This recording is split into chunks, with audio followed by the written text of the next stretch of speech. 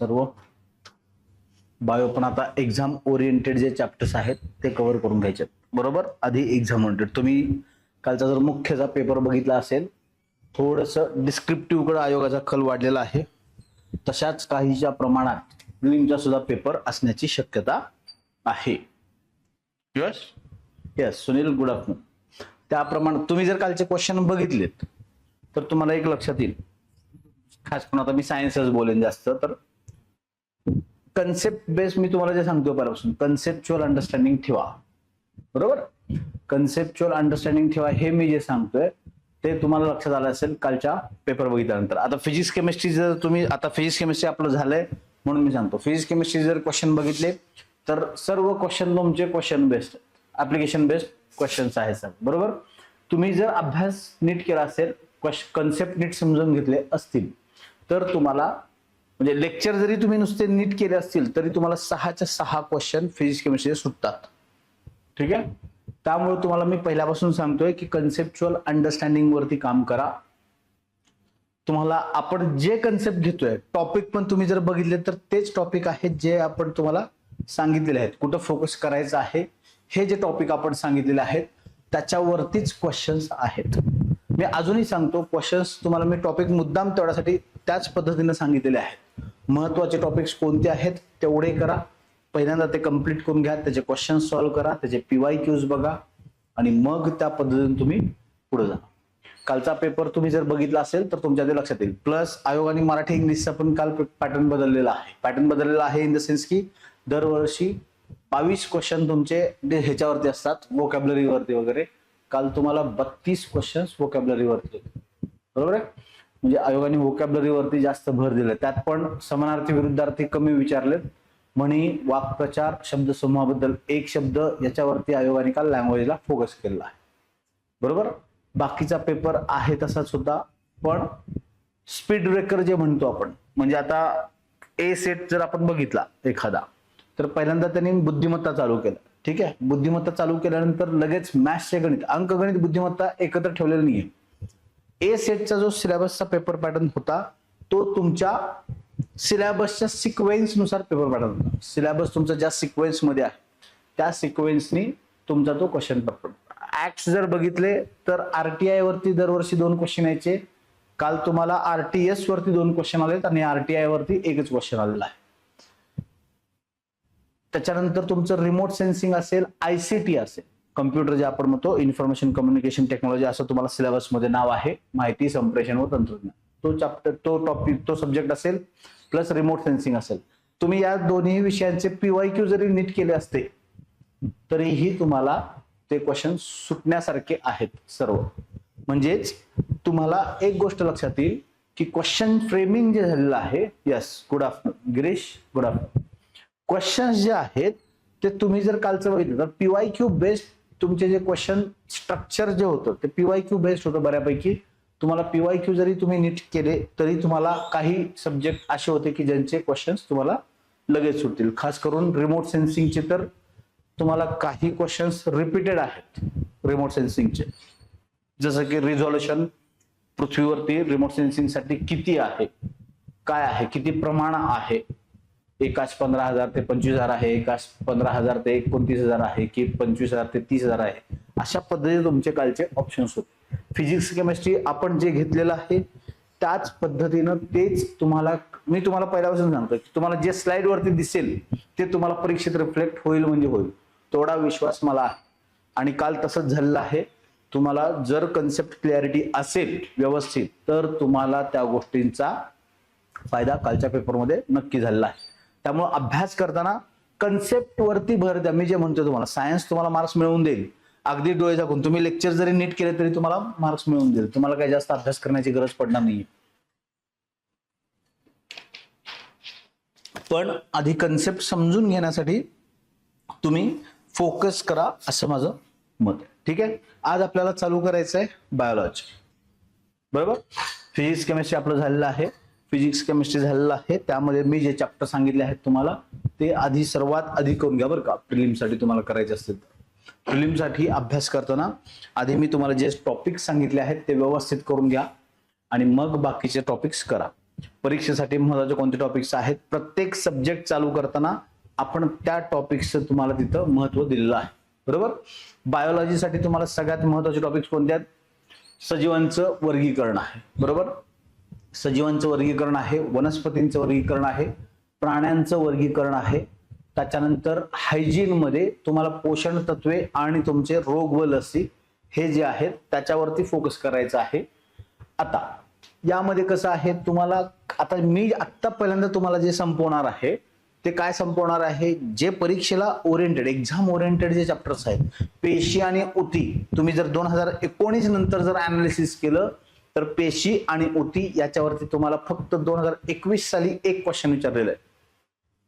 Group बी आणि C च्या परीक्षांमध्ये 2019 नंतर 2021 साली फक्त तुम्हाला एक क्वेश्चन विचारलेला आहे. त्याच्यानंतर त्या चॅप्टरवरती क्वेश्चन विचारलेला नाही. एवढं लक्षात ठेवा. तुम्हाला जास्त फोकस कुठे केलेला आहे, सजीवांची वर्गीकरण. आता मी तुम्हाला आज शिकवताना तुम्हाला कळेल की कुठं कुठं आयोगाने कसा कसा फोकस केला हे तुम्हाला कळेल. आज कळेल बायोमध्ये कसं कसं फोकस आहे. ठीक आहे, म्हणजे आपल्याला वाचताना काय वाचायचंय, खास करून एक्झाम्पल्स तुम्हाला जे विचारलेले आहेत त्याच्यावरती जास्त फोकस करायचा आहे. तुम्हाला आता आजच्या लेक्चरवरून कळेल, तुमचा पुढचा फ्लो तुम्हाला लक्षात येईल की आपल्याला कुठं कुठं फोकस करायचा आहे. आधीचे लेक्चर बघितले तरी पण तुम्हाला लक्षात येईल की कन्सेप्ट वरती आपण का भर देतो, बरोबर. तुम्ही कन्सेप्ट वरती, मी तुम्हाला अजून पण सांगतो की मी शिकवताना काय शिकवतो, मुलांना आवडेल ते शिकवत नाही. माझी शिकवण्याची पद्धत काय आहे, मुलांना आवडेल ते मी शिकवत नाही, जे परीक्षेमध्ये पडणार आहेत ते मी शिकवतो किंवा त्या पद्धतीने मी शिकवतो. एक्झाम ओरिएंटेड जे मटेरियल आहे तेच मी तुम्हाला शिकवणार आहे. त्यामुळे तुम्हाला आवडेल मग त्या पद्धतीने मी हे करेन किंवा मी तुमच्याशी खूप वरचं बोलेन, खूप मोठं बोलेन, मग तुम्हाला ते आवडेल, तुम्ही मला फॉलो कराल, त्याचा उद्देश माझा नाही. माझा उद्देश एकच आहे, मी जे शिकवतोय त्याचा फायदा मुलांना झाला पाहिजे परीक्षांमध्ये आणि तुम्हाला मार्क्स मिळून तुम्हाला पोस्ट मिळणं हे तुमचं मुख्य उद्दिष्ट आहे. ठीक आहे, कोणता शिक्षक मला आवडतो किंवा कोणता शिक्षक चांगला आहे ह्याच्यावरती तुम्ही काम करू नका. तुम्ही फक्त तुमच्या अभ्यासावरती काम करा, तुम्ही तुमचे मार्क्स मिळवण्यावरती काम करा. येस, येतं लक्षात. त्याच पद्धतीनं मी तुम्हाला शिकवायला चालू करणार आहे. आज आपल्याला चालू करायचं आहे बायोलॉजी. त्यामध्ये पहिला चॅप्टर आपल्याला घ्यायचा आहे डायरेक्ट सजीवांचे, पहिला चॅप्टर आपल्याला घ्यायचा आहे डायरेक्ट सजीवांचे वर्गीकरण. स्लो झालेला आहे. येस, पहिला चॅप्टर घ्यायचा आहे सजीवांचे वर्गीकरण, classification of organisms. Yes, online जनता कळते मी काय बोललो पहिल्यांदा, जे पण ऑनलाईन आहेत त्यांच्यासाठी सांगतोय. तर तुम्हाला कळलं आहे का मी जे पहिल्यांदा सांगितलेलं आहे, आणि जे ऍप वरती आहेत त्यांनीही रिप्लाय द्यायला काही हरकत नाही. ठीक आहे. येस, बघा आपल्याला काय चालू करायचं आहे, सजीवांचे वर्गीकरण. इम्पॉर्टंट टॉपिक आहे परीक्षेसाठी, इथं लिहून ठेवतो मी IMP. ठीक आहे, कंबाईन एक्झाम साठी इम्पॉर्टंट टॉपिक आहे. प्लस राज्यसेवा असेल तर राज्यसेवेच्या प्री साठी सुद्धा इम्पॉर्टंट टॉपिक आहे. ठीक आहे, तर यात आपल्याला काय बघायचंय, सजीव जे आहेत ते वर्गीकरण कसं होत गेलंय. सजीवांचं आपण कसं वर्गीकरण करतो, त्यांच्या दिसण्यावरून पहिल्यांदा करतो, बरोबर. वनस्पती प्राणी, मग प्राण्यांमध्ये पण माणूस, मग वेगवेगळे प्राण्यांचे आपण नावं ठेवलेले आहेत. हे काय आहे, आपण त्यांचं वर्गीकरण केलेलं आहे, बरोबर. पण याची एक शास्त्रीय पद्धत आहे, त्या शास्त्रीय पद्धतीनुसार यांचं मिस्टर सिद्धू, सचिन, सुनील, गिरीश. यस, ठीक आहे.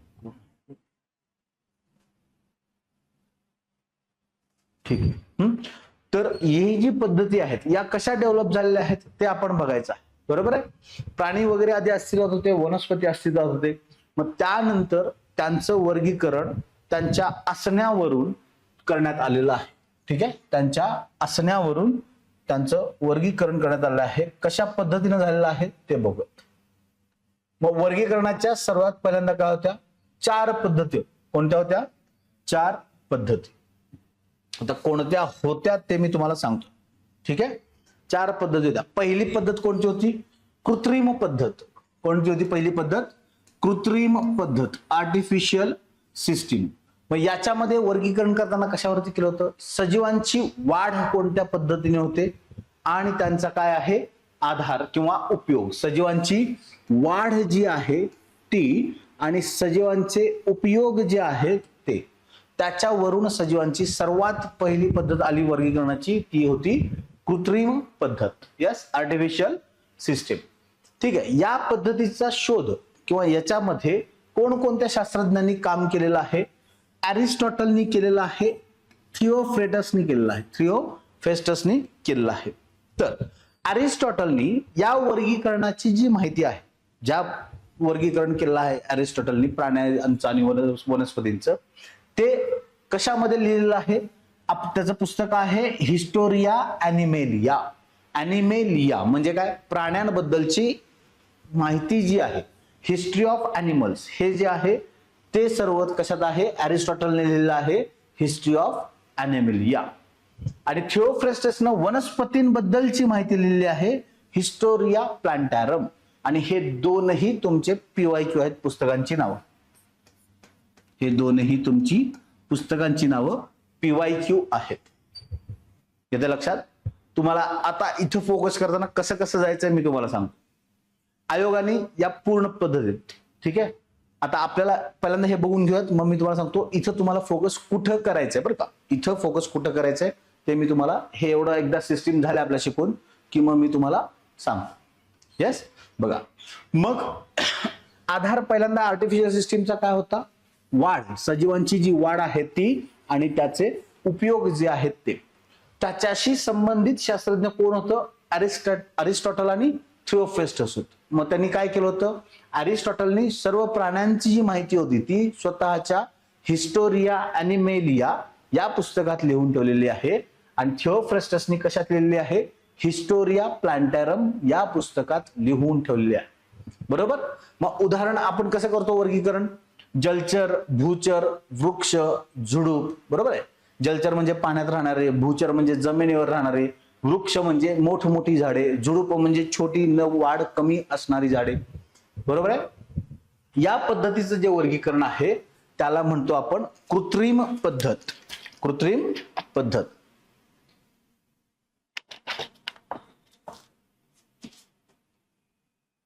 आता या शास्त्रज्ञांसोबत अजून एक शास्त्रज्ञ आहे. आता तुम्हाला इथं लक्षात ठेवताना या पूर्ण सिस्टीम मध्ये लक्षात काय ठेवायचंय? आयोगाने जे प्रश्न विचारलेत ते जोड्या लावायला सुद्धा अशा पद्धतीने विचारलेत की या ज्या पद्धती आहेत, चारही पद्धती, या ज्या पद्धती आहेत, या पद्धतींशी निगडीत शास्त्रज्ञ कोण आहेत याच्या जोड्यावरती त्यांनी क्वेश्चन विचारलेले आहेत आयोगात.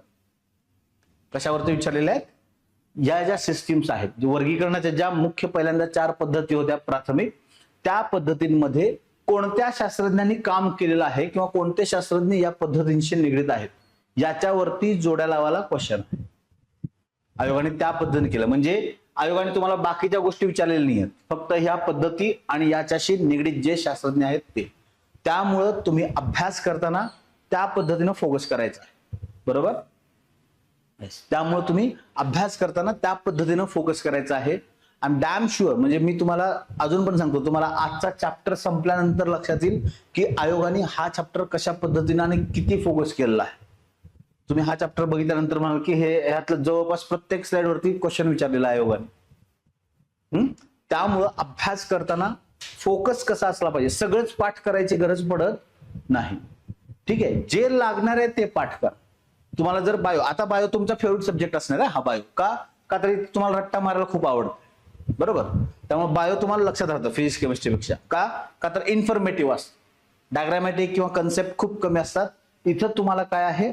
डेटा भरपूर प्रमाणात आहे. त्यामुळे तुमचा ओढ जो आहे किंवा तुमची जी काही पद्धत असते अभ्यासाची, रट्टा मारून पाठांतरावरती, ती इथं लागू पडते. म्हणून तुम्हाला बायो सोपं वाटतं. ठीक आहे. पण अभ्यास करताना पण बायो अख्खं वाचून काढायची गरज नाही. ठराविक चॅप्टर करा, तेवढ्यावरतीच आयोग प्रश्न विचारत आहे. लॉकडाऊन नंतर म्हणजे 2019-20 नंतर ठराविक चॅप्टर आयोगाने फोकस केलेला आहे आणि तिथंच आयोग क्वेश्चन विचारत आहे त्याच टॉपिक्स वरती. त्यामुळे अभ्यास करताना त्या पद्धतीने कर. ठीक आहे. त्याच्यानंतर काय आहे? यांत्रिक पद्धत, मेकॅनिकल सिस्टीम. त्यांनी काय केलेलं आहे आधार घेताना? एक किंवा एकापेक्षा जास्त असे काही समान गुणधर्म असतील, एक किंवा एकापेक्षा जास्त गुणधर्म जर समान असतील तर त्याचं वर्गीकरण करताना यांत्रिक पद्धत वापरलेली आहे. कुठली पद्धत वापरलेली आहे? यांत्रिक पद्धत. मग यामध्ये शास्त्रज्ञ कोणते कोणते होते? कार्ल्स लिनियस एक आहे महत्वाचा चॅप्टर, महत्वाचा शास्त्रज्ञ जो आहे कार्ल्स लिनियस. त्याच्यासोबत दुसरा आहे बॉहिन. कुठला आहे? बॉहिन हा शास्त्रज्ञ आहे. बॉहिन तुम्हाला पाहिजे असेल तर लिहून घ्या, ठीक आहे, किंवा लेक्चर करा, वारंवार लेक्चर बघा, तुम्हाला ते लक्षात राहून जाईल. ठीक आहे. कार्ल्स लिनियस, कार्लोस लिनियस म्हणा, कार्ल्स लिनियस म्हणा, दोन्ही नावं तुम्हाला परीक्षेत दिसतील. कार्ल्स लिनियस काही ठिकाणी आहे, कॅर्लोस लिनियस काही ठिकाणी आहे, आणि बॉहिन हा शास्त्रज्ञ या पद्धतीशी निगडीत आहे. बॉहिन याचं लक्षात तुम्हाला पाहिजे असेल तर ती पद्धत लिहून घ्या. ठीक आहे. मग नैसर्गिक पद्धतीमध्ये काय केलेलं आहे? वनस्पतींचे नैसर्गिक गुणधर्म जे आहेत, काही वनस्पती कडू आहेत, काही वाढताना खूप वाढतात, काहींना पारंब्या आहेत. हे जे नैसर्गिक गुणधर्म आहेत वनस्पतींचे, किंवा काहींचे खोड मजबूत असतात, मोठे असतात, काही पाण्याच्या प्रवाहानुसार वाकणाऱ्या वनस्पती आहेत, असे जे गुणधर्म आहेत त्याच्यावरती जे वर्गीकरण करण्यात आलं, त्या गुणधर्मांवरती, नैसर्गिक गुणधर्मांवरती आधारित जे वर्गीकरण करण्यात आलं त्याला म्हणतात नैसर्गिक पद्धत. त्याला म्हणतात नैसर्गिक पद्धत. आणि याच्याशी निगडीत जे शास्त्रज्ञ आहेत ते आहेत कोण? Bentham, Hooker, de कॅन्डोले.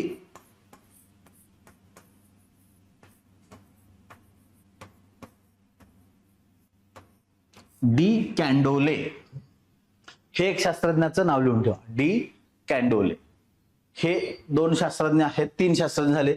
एक बेंथम झाला, दुसरा हुकर झाला, आणि तिसरा डी कॅन्डोले एक झालेला आहे. यस. मग त्याच्यानंतर फायलोजेनिक पद्धत. फायलोजेनिक पद्धत म्हणजे मग त्याने काय केलंय? सजीव ज्या पद्धतीने उत्क्रांत होत गेला, सजीव ज्या पद्धतीने उत्क्रांत होत गेला त्याच्यामध्ये सायन्स टेस्ट कधी होणार आहे आणि बाकीच्या सब्जेक्टचे पण टेस्ट कधी होणार आहे? यस. सायन्सचे क्वेश्चन आज मी देतोय त्यांना संध्याकाळी पूर्णपणे मी द्यायचं, माझ्याकडून राहिलेलं आहे क्वेश्चन द्यायचं.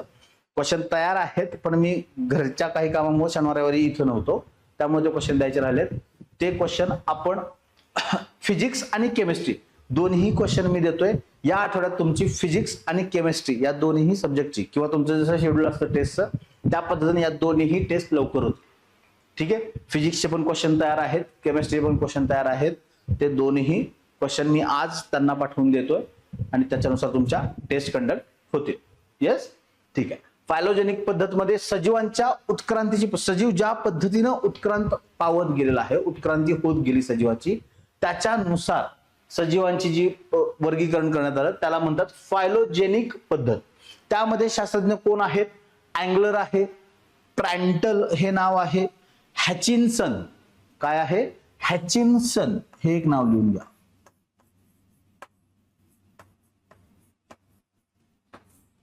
हॅचिन्सन.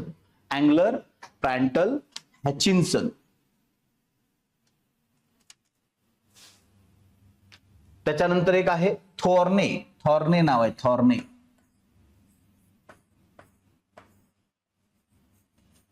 थॉर्ने. येस. कळालं? ही शास्त्रज्ञांची नावं लक्षात ठेवायचं. टेस्ट कशी द्यावी तुम्हाला मी अजून पण सांगतोय, तुमचं जे काही इंस्टाग्राम चॅनल आहे आपलं, सॉरी इंस्टा म्हणतो, टेलिग्राम चॅनल जे आहे डिस्क्रिप्शन मध्ये, आपल्या व्हिडिओच्या डिस्क्रिप्शन मध्ये तुम्हाला टेलिग्राम चॅनल लिंक दिलेली आहे. तिथं तुमच्या नोट्स, तुमच्या टेस्ट कशा होणार त्याबद्दलची पूर्ण माहिती तिथं असते. तुम्ही एकदा ते टेलिग्राम चॅनल जॉईन करा, तुम्हाला टेस्ट कशा आहेत काय आहेत ते त्याच्यावरून कळेल. येस. बघा आता मी तुम्हाला काय केलं आहे, शास्त्रज्ञांची नावं दिली आहेत. अरिस्टॉटल, थिओफ्रेस्टस कशाशी निगडीत आहेत? कृत्रिम पद्धतीशी निगडीत आहेत. शास्त्रज्ञ कार्लस लिनियस आणि बॉहिन कशाशी निगडीत आहेत? आपल्या यांत्रिक पद्धत, मेकॅनिकल सिस्टीमशी निगडीत आहेत. त्याच्यानंतर नैसर्गिक पद्धतीशी निगडीत कोणकोणते शास्त्रज्ञ आहेत? Bentham, Hooker, de Candolle. ठीक आहे. हे तीन शास्त्रज्ञ आहेत. आणि फायलोजेनिक पद्धतीमध्ये कोणते आहेत? अँगलर, प्रँटल, हॅचिन्सन आणि थॉर्ने. हे चार नावं, म्हणजे ही जी शास्त्रज्ञांची नावं आहेत लक्षात ठेवा. आयोग ह्याच्यावरती वारंवार क्वेश्चन, कधी आधी आयोगाने सिंग्युलर वन लाइनर क्वेश्चन विचारले आहेत, मग नंतर गेल्या 1-2 वर्षात आयोगाने जोड्या लावामध्ये या पद्धतीचे क्वेश्चन्स विचारले आहेत. ठीक आहे. जोड्या लावामध्ये या पद्धतीचे क्वेश्चन्स विचारलेले आहेत. हे आहेत काय? प्रमुख पद्धती. कशाच्या? वर्गीकरण चालू करण्याच्या आधीच्या प्रमुख पद्धती, पहिल्या 4 प्रमुख पद्धती होत्या त्या या आहेत. ठीक आहे. त्याच्यानंतर कोणकोणत्या शास्त्रज्ञांनी कसं कसं वर्गीकरण केलं ते आपल्याला बघायचं. बरोबर. वर्गीकरण जे झालेलं आहे त्यामध्ये कोणकोणत्या शास्त्रज्ञांनी कशा पद्धतीनं वर्गीकरण केलेलं आहे ते आपल्याला बघायचं आहे. ठीक आहे. हा चार्ट इम्पॉर्टंट आहे. इथं रिपीटेड क्वेश्चन आहेत, फक्त शब्दात फरक होतो आणि आयोग क्वेश्चन सेट करतो. ठीक आहे. ही स्लाइड काय आहे, इम्पॉर्टंट आहे, पीवायक्यू साठी महत्वाची. म्हणजे पीवायक्यू जे असतील तुम्ही बघितलं तर तुम्हाला कळेल या चार्ट वरतीच भरपूर प्रश्न तुम्हाला सापडतील. ठीक आहे. त्यामुळं हा चार्ट नीट लक्षात ठेवा. सर्वात पहिल्यांदा वनस्पतीचं वर्गीकरण कोणी केलेलं आहे? Carl's Linnaeus. बरोबर आहे. Carl's Linnaeus. कशात केलेलं आहे? 2 किंगडम सिस्टीम, द्विसृष्टी पद्धत. द्विसृष्टी पद्धतीत त्यानं वर्गीकरण केलेलं आहे. याचं लक्षात, द्विसृष्टी पद्धतीत त्यानं वर्गीकरण केलेलं आहे. त्यानं वर्गीकरण करताना कोणकोणत्या सृष्टी सांगितल्या आहेत? वनस्पती आणि प्राणी. कार्ल्स लिनियसनी पहिल्यांदा सांगताना काय सांगितलं आहे? वनस्पती आणि प्राणी हे साधं सिंपल वर्गीकरण त्यानं केलं होतं. वनस्पती जे आहेत त्यांना वनस्पती म्हणायचं, प्राणी जे आहेत त्यांना प्राणी म्हणायचं. कार्ल्स लिनियस या शास्त्रज्ञानं स्वतःच्या पुस्तकात 4400 वनस्पती आणि 7700 प्राण्यांबद्दलची माहिती लिहिलेली आहे. 4400 वनस्पती आणि 7700 प्राण्यांबद्दलची माहिती त्यानं स्वतःच्या पुस्तकात लिहिलेली आहे.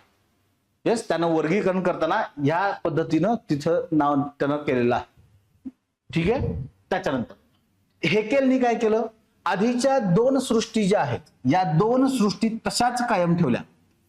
या 2 सृष्टी तशाच कायम ठेवल्या आणि तिसरी सृष्टी जी सांगितली त्यानं ती प्रोटिस्टा ही सृष्टी त्यानं सांगितली. कोणती सांगितली? प्रोटिस्टा. कोणी सांगितलेली आहे? हेकेल. आणि हे तुम्हाला पीवायक्यू आहे. हा पण पीवायक्यू आहे. बघा आता एक एक तुम्हाला या चार्ट मध्ये पीवायक्यू कसे दिसतात बघा, फक्त तुम्हाला कळेल. ठीक आहे. हेकेलनी काय केलं आहे? 3 किंगडम सृष्टी सांगितलेली आहे. 3 किंगडम वर्गीकरण जे आहे, सिस्टीम जे आहे ती त्यानं सांगितलेली आहे. त्यानं कुठली सृष्टी ऍड केलेली आहे? प्रोटिस्टा ही सृष्टी त्यानं ऍड केलेली आहे. कोणती? प्रोटिस्टा. मग तुम्हाला क्वेश्चन असा पण दिसेल त्यात की वनस्पती आणि प्राणी किंवा कार्ल्स लिनियसनी केलेल्या वर्गीकरणाच्या पद्धतीमध्ये हेकेल या शास्त्रज्ञाने कोणती सृष्टी त्यात ऍड केलेली आहे किंवा प्रोटिस्टा ही सृष्टी वर्गीकरणाच्या पद्धतीत कोणत्या शास्त्रज्ञाने सुचविली आहे. अशा पद्धतीनं क्वेश्चन तुम्हाला फ्रेमिंग होऊ शकते. ठीक आहे.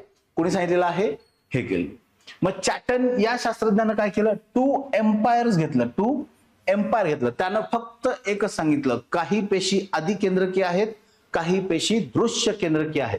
आदि केंद्रकी म्हणजे ज्यांच्यात केंद्रक आहे नाही याच्या पद्धतीवरनं त्यानं केलेलं आहे. आदि केंद्रकीमध्ये केंद्रक दिसत नाही, दृश्य केंद्रकीमध्ये केंद्रक असते.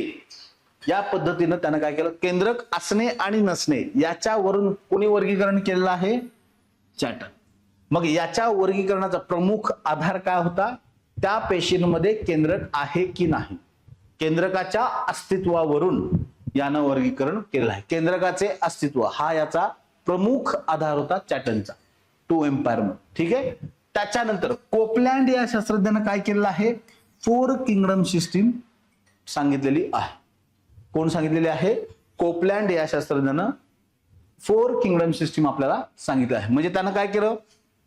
हेकेलने जे सांगितलं होतं प्रोटिस्टा, वनस्पती आणि प्राणी, त्यामध्ये त्यानं स्वतःची एक सृष्टी ऍड केली, ती म्हणजे मोनेरा. कोणती ऍड केली? मोनेरा. मग त्यानं 4 प्रकारात सृष्टी वर्गीकरण केलं. एक मोनेरा, दुसरं प्रोटिस्टा, तिसरं वनस्पती, चौथं प्राणी. या पद्धतीनं कोपलँडनी वर्गीकरण केलेलं आहे. मग पंचसृष्टी पद्धत हा भरपूर वेळा रिपीटेड पीवायक्यू आहे. पंचसृष्टी वर्गीकरणाची पंचसृष्टी पद्धत कोणत्या शास्त्रज्ञाने सुचवली? कोणी सुचवलेली आहे? व्हिटाकर. व्हिटाकर या शास्त्रज्ञानं 5 किंगडम सिस्टीम सुचवलेली आहे. त्यानं काय केलं? या सर्व कोपलँडनी जे 4 सृष्टी सांगितल्या होत्या त्यामध्ये कवक ही सृष्टी त्यानं ऍड केली. कवक ही सृष्टी त्यानं ऍड केलेली आहे. मग वर्गीकरण त्यानं कसं केलं आहे? मोनेरा, प्रोटिस्टा, कवक, वनस्पती आणि प्राणी. या 5 पद्धत सृष्टींच्या मध्ये विटाकरणी वर्गीकरण केलेलं आहे आणि हा तुमचा खूप वेळा विचारलेला PYQ आहे. आणि विटाकरची ही जी वर्गीकरणाची पद्धत आहे सर्वाधिक प्रमाणित पद्धत त्याला म्हणलं जातं. काय म्हणलं जातं? सर्वाधिक प्रमाणित, सर्वाधिक वापरली गेलेली किंवा सर्वाधिक वापरली जाणारी पद्धत कोणाची आहे? विटाकरची आहे. कोणती आहे? पंचसृष्टी वर्गीकरण पद्धत, 5 किंगडम सिस्टीम. येते लक्षात? त्याच्यानंतर कार्ल वूज या शास्त्रज्ञाने काय केलं आहे? हा पण तुमचा PYQ. कार्ल वूज या शास्त्रज्ञाने काय केलं आहे? 3 डोमेन सांगितले. त्यानं काय केलं? 3 डोमेन मध्ये वर्गीकरण केलं आहे. आर्किया, बॅक्टेरिया आणि युकॅरियोटिक असं त्या पद्धतीनं त्यानं वर्गीकरण केलं आहे. आर्किया, बॅक्टेरिया आणि युकॅरियोटिक अशा पद्धतीनं त्यानं डोमेन्स मध्ये त्याचं वर्गीकरण केलेलं आहे. याचं लक्षात? यस. आणि नंतर रुजिएरो यानं काय केलं आहे? 7 किंगडम सिस्टीम त्यानं लागू केलेली आहे. काय केलेलं आहे? 7 किंगडम सिस्टीम त्यानं लागू केलेली आहे. आता यात त्यानं काय केलं आहे? यामध्ये कार्ल वूजनं जे सांगितलं होतं त्यामध्ये आर्किया आणि बॅक्टेरिया आहे तसे ठेवले. आपल्या विटाकरच्या ज्या सिस्टीम मध्ये कवक, वनस्पती, प्राणी हे जे होते ते आहे तसे ठेवले आणि त्यानं 2 या ज्या सिस्टीम आहेत त्या ऍड केल्या, प्रोटोझोआ आणि क्रोमिस्टा. या ज्या 2 पद्धती आहेत त्या रुजिएरोनी ऍड केलेल्या आहेत 7 किंगडम सिस्टीम मध्ये. आता ही जी सिस्टीम्स आहेत या तुम्हाला जोड्या लावासाठी सुद्धा विचारलेल्या आहेत. या ज्या सिस्टीम आहेत त्या जोड्या लावायला सुद्धा तुम्हाला विचारलेल्या आहेत. ठीक आहे. प्लस 1 लाइनर मध्ये सुद्धा तुम्हाला क्वेश्चन्स आहेत. पंचसृष्टी, रुजिएरोचा 7 किंगडम, 2 किंगडम सिस्टीम कोणी सांगितले आहेत आणि हॅकलचा एक क्वेश्चन तुम्हाला तिथं. त्याचं लक्षात? एवढ्यावरती म्हणजे याच चॅप्टर वरती तुम्हाला 4 ते 5 म्हणजे या पूर्ण एकाच टेबल वरती 4 ते 5 क्वेश्चन तुम्हाला विचारलेले दिसतील. त्या पद्धतीनं तुम्हाला स्वतःचा अभ्यास डेव्हलप करायचा आहे. कन्सेप्च्युअल अंडरस्टँडिंग लक्षात ठेवा. पाठांतर करत बसू नका. मी का सांगतो? त्यासाठी तुम्ही जर स्वतःचं कन्सेप्च्युअल अंडरस्टँडिंग क्लिअर करून अभ्यास करत गेलात तर तुम्हाला हमखास मार्क मिळतील. आणि आपल्याला काय पाहिजे? परीक्षेत मार्क्स पाहिजे. बरोबर? आपण काम कायसाठी करतोय? या मार्क्ससाठी. याचं लक्षात? मग ही पद्धत काय आहे? पूर्ण एवढ्या सिस्टीम्स आहेत या पद्धतीने या सिस्टीम डेव्हलप झालेल्या आहेत. या वर्गीकरणाच्या पद्धती वापरल्या गेल्या. त्याच्यानंतर मग कार्ल लिनियसनी जे सिस्टीम सांगितलेले आहे ते आपल्याला सर्वात आधी बघायचं आहे. ठीक आहे? काय बघायचं आहे? कार्ल लिनियसनं आपल्याला जी सिस्टीम सांगितलेली आहे ती आधी बघायची आहे. ठीक आहे. मग यानं वर्गीकरण ज्या विशिष्ट गुणधर्मांमध्ये केलं त्या गुणधर्मां किंवा त्या एककांना काय म्हटलं त्यानं? टॅक्सा. काय म्हटलं? टॅक्सा म्हणजे काय? एकक, वर्गीकरणाचं एकक. टॅक्सा म्हणजे काय आहे? वर्गीकरणाचं एकक. आयोगाने क्वेश्चन विचारताना तुम्हाला हे विचारलेलं आहे इथं. आता काय क्वेश्चन विचारलं ते मी सांगतो. ठीक आहे. टॅक्सा म्हणजे काय आहे? कार्ल लिनियसनं ज्या गुणधर्मांमध्ये ज्या एककांमध्ये वर्गीकरण केलं त्या एककांना, त्या छोट्या छोट्या एककांना ज्या पद्धतीने वर्गीकरण केलं त्या एककांना काय म्हटलेलं आहे? वर्गीकरणाच्या एककांना टॅक्सा म्हणलेलं आहे. आणि याच वर्गीकरणाला टॅक्सोनॉमी असं म्हटलेलं आहे. काय म्हटलेलं आहे? टॅक्सोनॉमी. काय म्हटलेलं आहे? टॅक्सोनॉमी. आणि हा शब्द पहिल्यांदा कुणी सांगितला? हा तुमचा PYQ. तुमचा PYQ काय आहे? टॅक्सोनॉमी हा शब्द सर्वप्रथम कोणी सुचविला? डायरेक्ट क्वेश्चन आहे. याच सेंटेन्स मध्ये 1 लाइनर आहे. ठीक आहे. टॅक्सोनॉमी हा शब्द आपल्याला सांगितलेला आहे डी कॅन्डोले. कुठं बघितलं आपण? मगाशी बघितलं. डी कॅन्डोले. बरोबर? त्या डी कॅन्डोलेने टॅक्सोनॉमी हा शब्द आपल्याला सुचविलेला आहे. ठीक आहे.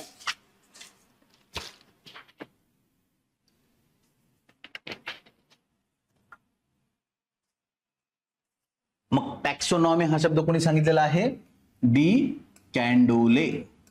आणि हा तुमचा काय आहे? PYQ आहे. बघा आयोगाने प्रत्येक स्लाइड वरती, मी तुम्हाला अजून पण सांगतोय, प्रत्येक स्लाइड वरती आयोगाने यात तुम्हाला क्वेश्चन विचारलेला दिसेल. त्यामुळे हा चॅप्टर भरपूर हे पॉइंट समजत काय झालं नाही. हे पॉइंट समजत नाही. कोणता पॉइंट समजत नाही? कोणता पॉइंट समजत नाही? मगाशी वर्गीकरणाचा की हा? वर्गीकरणाचं एकक छोट्या छोट्या मुद्द्यात जे केलेलं आहे कार्ल्स लिनियसनी, ठीक आहे, कार्ल्स लिनियसनी वर्गीकरणाचं जे एकक केलेले आहेत, या एककांना काय म्हटलं होतं? टॅक्सा. आणि या टॅक्सावरूनच टॅक्सोनॉमी हा शब्द जो आहे तो सांगितलेला आहे डी कॅन्डोले या शास्त्रज्ञाने. मग यानं स्वतः वर्गीकरण करताना कशात केलेलं आहे? का यानं वर्गीकरण सर्वात पहिल्यांदा केलेलं आहे म्हणून, आणि सुटसुटीत वर्गीकरण अगदी डिटेलमध्ये केलं आहे म्हणून याला वर्गीकरण शास्त्राचा जनक म्हणतात. फादर ऑफ टॅक्सोनॉमी असं म्हणतात. यस, कळतंय? आता कळतंय सचिन?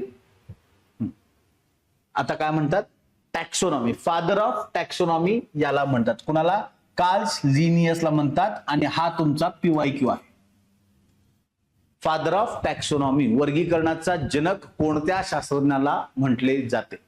फादर ऑफ टॅक्सोनॉमी हा जो पॉइंट आहे, फादर ऑफ टॅक्सोनॉमी. का?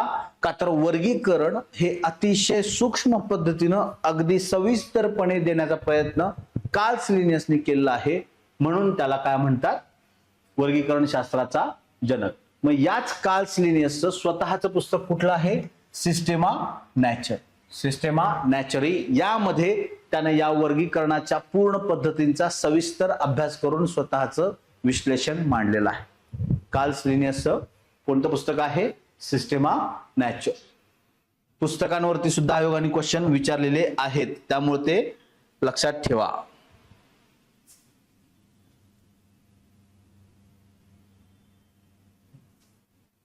ठीक आहे. मग त्यानं वर्गीकरण करताना कसं केलेलं आहे? जटिलतेकडून सरळतेकडे, म्हणजे कॉम्प्लेक्सिटी जिथं जास्त आहे, जिथं जास्त कॉम्प्लेक्स आहे तिथून एकदम सिम्प्लिफाईड स्ट्रक्चर जिथं आहे तिथपर्यंत, म्हणजे कॉम्प्लेक्सिटी जटिल पद्धतीकडून सरळतेकडे त्यानं वर्गीकरण केलेलं आहे. यस. किंवा सामान्य गुणधर्मांकडून विशिष्ट गुणधर्म. इथं सृष्टी, एका सृष्टीमध्ये खूप सारे प्राणी आहेत, बरोबर आहे, हे झाले काय? सामान्य गुणधर्म, बरोबर आहे. आणि तसं वर्गीकरण करत करत ते कुठपर्यंत आणलं? विशिष्ट गुणधर्मांकडे कार्ल्स लिनियसनी वर्गीकरण केलेलं आहे. इथं जे असतील ते सामान्य गुणधर्म असतील, जे कॉमन सापडतील, आणि इथं जे असतील स्पेसिस मध्ये ते विशिष्ट गुणधर्म असतील. काही विशिष्ट गुणधर्मांच्या प्राण्यांचा समूह स्पेसिस मध्ये असेल. अशा पद्धतीनं त्यानं वर्गीकरण केलेलं आहे. येतं लक्षात? यस. बघा, मग वर्गीकरण करताना त्यानं कसं केलेलं आहे?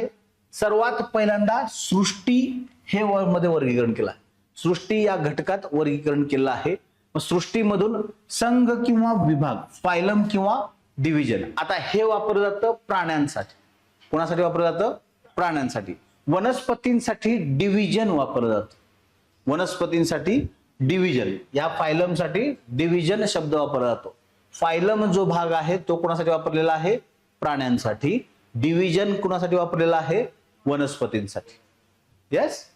त्याच्यानंतर या संघाचं वर्गीकरण बघा, इथून कुठं आलेलं आहे वर्गीकरण? सृष्टीचं वर्गीकरण पुन्हा संघात केलेलं आहे. संघाचं वर्गीकरण पुन्हा कशात केलेलं आहे?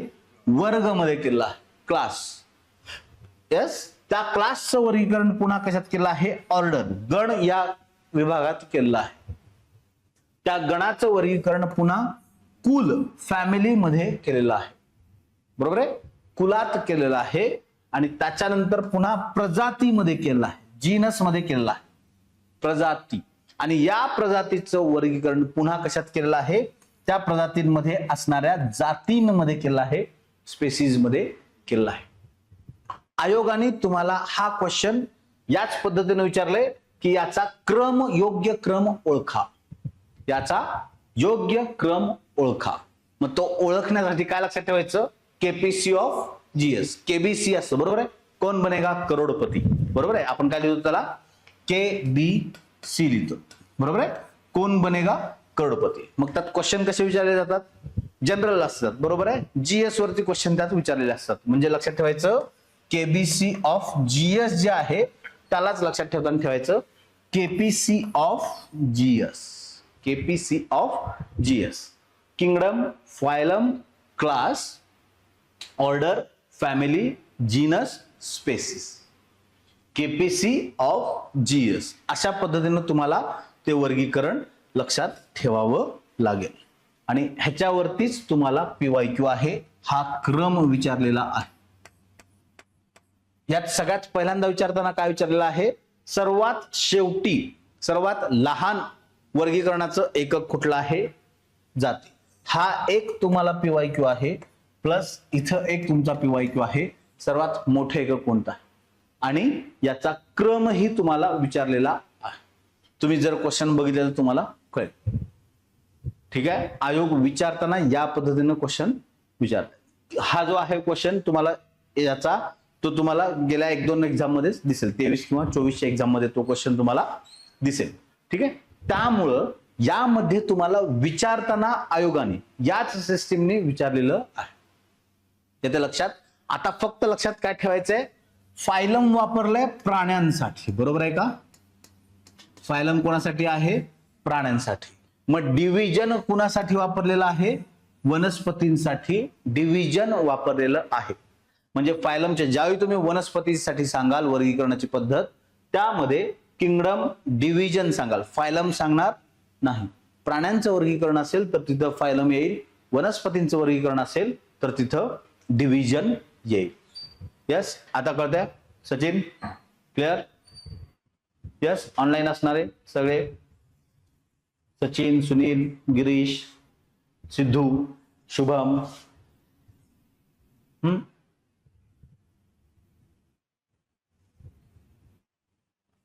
यस, कळतोय का पॉइंट, बघा.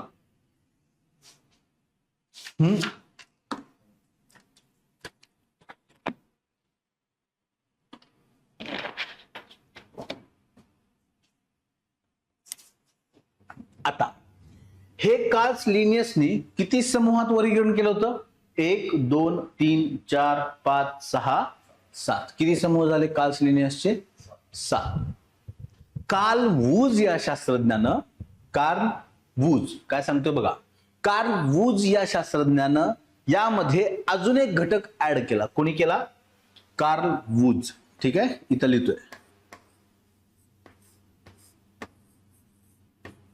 Carl whose. त्यांना ऍड काय केलेला आहे, डोमेन हा एक घटक ऍड केलेला आहे. डोमेन वर्गीकरणासाठी डोमेन हा घटक कोणी ऍड केलेला आहे, कार्ल वूजने. कुठे ऍड केलेला आहे, इथं पहिल्यांदा सृष्टीच्या वरती, बरोबर आहे. मग कार्ल वूजनं वर्गीकरण जे केलेलं आहे ते कशा पद्धतीने येईल, मग तुम्हाला लक्षात ठेवताना DKPC of GS. Domain, kingdom, phylum, लक्षात द्या, domain, kingdom, phylum, class, origin, family, genus आणि स्पीसीज. अशा पद्धतीनं हे वर्गीकरण कोणी केलं आहे, कार्ल वूजने केलं आहे. कोणी केलं आहे, वूज या शास्त्रज्ञानं केलेलं वर्गीकरण आहे. ठीक आहे, आता इथं जर क्वेश्चन आला तर तुम्हाला काय विचारतील की वूज या शास्त्रज्ञानं कोणता समूह ऍड केलेला आहे या वर्गीकरणाच्या पद्धतीमध्ये. कार्ल वूज या शास्त्रज्ञानं कोणता समूह किंवा कोणता घटक ऍड केलेला आहे. ठीक आहे, हा पुढचा क्वेश्चन असेल, अजून तिथपर्यंत विचारलेलं नाहीये. येतं लक्षात. इथपर्यंत क्लिअर होतं सगळ्यांना. जर या गोष्टी तुम्हाला क्लिअर असतील तर होप सो तुम्हाला या गोष्टी लक्षात राहतील. तुमचा जिथं पीवायक्यू असेल तिथं मी तुम्हाला सांगतोय पीवायक्यू कुठं आहे. म्हणजे लक्षात ठेवा, याच्यावरतीच आयोगाने किती विचारलेले आहेत, 3 ते 4 क्वेश्चन विचारलेले आहेत. पुढचा एक क्वेश्चन अजून कुठला विचारला जाऊ शकतो, कार्ल वूज या शास्त्रज्ञानं यामध्ये कोणता समूह ऍड केलेला आहे किंवा सांगितलेला आहे, बरोबर आहे. आणि त्याचा क्रम पण लक्षात ठेवायचा आहे, DKPC ऑफ जीएस. डोमेन हा वर्गीकरणाचा समूह त्यानं तिथे सांगितलेला आहे. येतं लक्षात. यस. मग आहे बायनॉमियल नॉमेनक्लेचर, द्विनाम पद्धती. मग काय आहे, द्विनाम पद्धती ही एक पद्धत आपल्याला आहे. कोणत्याही प्रजातीला किंवा कोणत्याही प्राण्यांचं वर्गीकरण करताना त्याला नाव देण्याची एक पद्धत आहे. आणि या पद्धतीमध्ये जे नियम आहेत त्याच्यावरती आयोगाने क्वेश्चन विचारलेला आहे, पीवायक्यू. हे जे नियम इथं तुम्हाला दिसत आहेत, नियम आणि निकष, याच्यावरती आयोगाने मल्टी लायनर मध्ये क्वेश्चन विचारलेला आहे. एक सिंगल लायनर मध्ये पण आहे आणि मल्टी लायनर मध्ये पण क्वेश्चन आहे. येते लक्षात? कशावरती? या नियम आणि निकष. याला काय म्हणतात? Binomial nomenclature. म्हणजे काय आहे? द्विनाम पद्धती आणि निकष. द्विनाम पद्धती आणि निकष सांगितलेली कुणी आहे? ही द्विनाम पद्धती लिनियसनी सांगितलेली आहे. कोणी सांगितलेली आहे? लिनियसनी सांगितलेली. लिनियसनी द्विनाम पद्धती आपल्याला सांगितली. बायोनॉमियल नॉमेनक्लेचर हे जे सांगितलेलं आहे. ठीक आहे. आता बघा, त्यानं पहिल्यांदा नियम काय सांगितले? शोध कोणी दिलेला आहे? Carl Linnaeus. कशात सांगितलेलं आहे? स्पेसिस प्लांटारम या ग्रंथामध्ये सांगितलेलं आहे. बरोबर आहे? स्पेसिस प्लांटारम पुस्तकाचं नाव लक्षात ठेवा. स्पेसिस प्लांटारम. मग यामध्ये त्यानं काय केलं आहे? 4400 प्राणी, 4400 प्राणी आणि 7700 वनस्पतींचे पद्धतीचं त्यानं नॉमेनक्लेचर पद्धती वर्गीकरण करून दिलेली आहे. 7700 वनस्पती आणि 4400 प्राणी. ठीक आहे. आता नाव देताना सर्वात पहिल्यांदा भाषा कोणती आहे? लॅटिन भाषेत नावं असावीत. लॅटिन भाषेत नावं असावीत. त्या नावांमध्ये तुम्ही नाव देताना कमीत कमी किती अक्षर असावीत? कमीत कमी 3 अक्षरे. इथं लिहू का? इथं बघा, इथं लिहतो.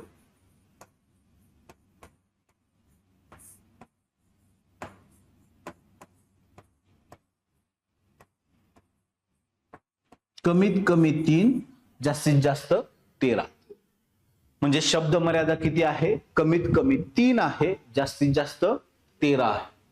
ठीक आहे. 3 ते 13 याच्यामध्ये तुम्हाला ते नाव सांगायचं आहे. ठीक आहे. मग छापताना इथं तिरपे झालंय, हे लिहायचंय तिरपे. ठीक आहे. जर नाव छापताना तिरपे लिहायचं, नाव छापताना तिरपं लिहायचं. जर तिरपं लिहायचं नसेल तर त्याला लिहिताना कसं लिहायचं आहे? बोल्ड करून लिहायचं आहे. कसं लिहायचंय? बोल्ड, स्वतंत्रपणे अधोरेखित करून लिहिणे, अंडरलाईन करावे. लिहिताना स्वतंत्रपणे अधोरेखित करावे. नाव लिहिताना कसं लिहायचंय? इटॅलिक्स मध्ये छापताना आणि लिहिताना इटॅलिक्स लिहून त्याला काय करायचंय? स्वतंत्रपणे अंडरलाईन करायचंय. जर इटॅलिक्स मध्ये लिहायचं नसेल तर ते बोल्ड मध्ये लिहायचं आहे. प्रजाती आणि जातीचं जे पहिलं अक्षर आहे, पहिलं, आता समजा इथं काय आहे बघा, पहिलं प्रजातीचं पहिलं अक्षर जे आहे काय आहे? मँजीफेरा. हे उदाहरण आहे बरं का. आंब्याला काय म्हणतात? मँजीफेरा इंडिका. मँजीफेरा काय आहे? प्रजाती आहे, जीनस आहे, आंबावर्गीय फळे. ठीक आहे. काय आहे? मँजीफेरा प्रजाती आहे. त्यातलं पहिलं अक्षर जे आहे प्रजातीचं ते नेहमी कॅपिटल पाहिजे. कसं पाहिजे? कॅपिटल. प्रजातीचं पहिलं आद्याक्षर नेहमी कॅपिटल असावे. ठीक आहे. आणि प्रजाती पुन्हा त्याच्यात नेहमी स्मॉल अक्षरात असावे. याचं लक्षात? या पद्धतीनं त्याचं नाव आहे मँजीफेरा इंडिका. कशाला म्हणतो आपण? आंब्याला. आयोगाने या नावांवरती सुद्धा क्वेश्चन विचारले. स्टेट बोर्ड मध्ये एक चार्ट आहे, स्टेट बोर्डच्या पुस्तकात एक चार्ट आहे, त्यामध्ये अशी वेगवेगळी नावं आहेत. ठीक आहे. ही वेगवेगळी नावं आहेत. वाघाला काय म्हणतात? चित्त्याला काय म्हणतात? मांजराला काय म्हणतात? तुळशीला काय म्हणतात? ठीक आहे. आंब्याला काय म्हटलेलं आहे? ही जी उदाहरणं आहेत ती तुम्हाला लक्षात ठेवायची. कारण तुम्ही जर बघितलं गेल्या वर्षीचा आणि त्याच्या आधीचा पेपर, तर तिथं तुम्हाला क्वेश्चन सलग दिसतील या नावांवर. या नावांवरती तुम्हाला सलग क्वेश्चन दिसतील. येते लक्षात? त्यामुळं अभ्यास करताना इथं फोकस करायचा आहे या उदाहरणांवरती. मी अजून पण सांगतो, आयोग विचारताना आपल्याला काय विचारतं? Application based questions. हे सगळ्यांना पाठ असणार आहे. हे सगळ्यांना पाठ असणार आहे. पाठ करणारच आहेत मुलं. बरोबर आहे. पण आयोगाने प्रश्न कुठे विचारलेत? आता इथं उदाहरणांवरती. उदाहरणांच्या जोड्या लावा. इथं नाव दिलेलं आहे आंबा, सिंह, आणि त्याला काय नाव आहे? शास्त्रीय नाव. इथं प्रजातीचं नाव आणि शास्त्रीय नाव काय आहे ते जोड्या लावायला डायरेक्ट विचारलेलं आहे. त्यामुळं आपल्याला लक्षात ठेवताना त्या पद्धतीनं लक्षात ठेवायचं. कोणत्या बुक मध्ये आहे? स्टेट बोर्डचं. तुम्ही 10वी पर्यंत 10वीचं जरी पुस्तक काढलं स्टेट बोर्डचं, त्यामध्ये सुद्धा आहे. 10वीच्या स्टेट बोर्ड मध्ये पुस्तकांमध्ये 10वीच्या स्टेट बोर्डच्या पुस्तकात सुद्धा तो चार्ट आहे. कुणाला काय म्हटलेलं आहे किंवा डायरेक्ट इंग्लिश मध्ये वाचलेलं कळत असेल तर 11वीचं बायोलॉजीचं जे पुस्तक आहे त्यामध्ये सुद्धा तुम्हाला हा चार्ट दिसेल. ठीक आहे. अभ्यास करताना पहिल्यांदा शक्यतो पूर्ण स्टेट बोर्ड मधून करा बरं का. सायन्सचे क्वेश्चन जे फ्रेम होतात ते स्टेट बोर्ड मधून खास करून होतात. त्यामुळे सांगतोय तुम्हाला जर पुस्तकं रेफर करायची असतील सगळ्यात पहिल्यांदा शुअर शॉट विश्वासार्हता ज्यांची पाहिजे म्हणजे इथून क्वेश्चन येईल का तर मी सांगतो स्टेट बोर्ड वाचा. आयोग सायन्सचे क्वेश्चन सेट करताना शक्यतो स्टेट बोर्डचाच रेफर जास्त करतो. ठीक आहे. त्यामुळं सायन्स साठी अभ्यास करताना स्टेट बोर्ड शक्यतो वापरा तुम्हाला फायदा होईल. येतं लक्षात. आता या ज्या आहेत 1 2 3 4 इथं जी 4 नावं दिसत आहेत ती आहेत संस्था. बायोलॉजिकल म्हणजे आपल्या ज्या काही जीवशास्त्रामध्ये या नॉमेनक्लेचर पद्धती जी आहेत किंवा नाव ठेवण्यासाठी ज्या संस्था कार्यरत आहेत त्या या 4 आहेत. काय आहे? International council of botanical nomenclature. काय आहे? International council of botanical nomenclature म्हणजेच वनस्पतींना बॉटनिकल म्हणजे काय वनस्पतींच्या नामकरणासाठी कुठली संस्था आहे? ICBN. काय नाव आहे? ICBN botanical nomenclature. इथं आहे International council of zoological nomenclature जीवशास्त्रातली किंवा तुमच्या झुलॉजी म्हणजे प्राणीशास्त्रासंबंधित जी आहे ती कोणती आहे? ICZN. ICNB जी आहे International Council for Nomenclature of bacteria जीवाणूंच्या संदर्भात जीवाणूंना जी नावं द्यायची आहेत त्यांच्या संदर्भात कोणती संस्था कार्यरत आहे? ICNB. ICTV काय आहे? व्हायरसेस टॅक्सॉनॉमी ऑफ व्हायरसेस म्हणजे विषाणूंच्या वर्गीकरणासाठी कोणती संस्था काम करते? ICTV. ठीक आहे. या पद्धतीनं या संस्था काम करतात. येतं लक्षात. मग या नावामध्ये बघा हे सांगायचं आहे या नावामध्ये पहिलं जे नाव आहे वैज्ञानिक जे नाव आहे या नावामध्ये पहिलं नाव जे आहे ते आपल्याला काय दर्शवतं? प्रजाती. काय दर्शवतं? प्रजाती. जीनस दर्शवतं. आणि दुसरं जे नाव आहे ते काय दर्शवतं आपल्याला? जाती. म्हणजेच काय? स्पीसीजचं नाव दर्शवतं. म्हणजेच प्रजातीचं नाव आधी येईल आणि मग जातीचं नाव येईल. जाती म्हणजे काय? स्पीसीजचं नाव येईल. येतं लक्षात. या पद्धतीनं त्याचा क्रम असेल.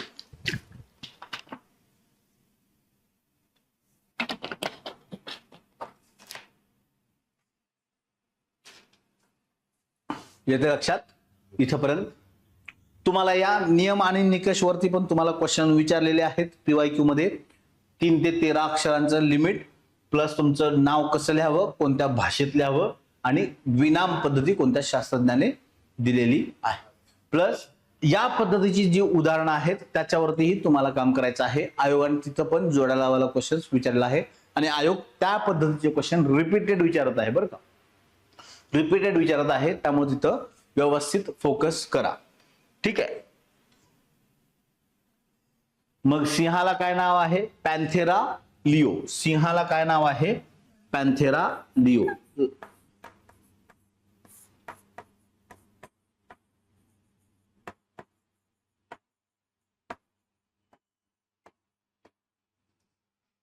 पॅन्थेरा लिओ.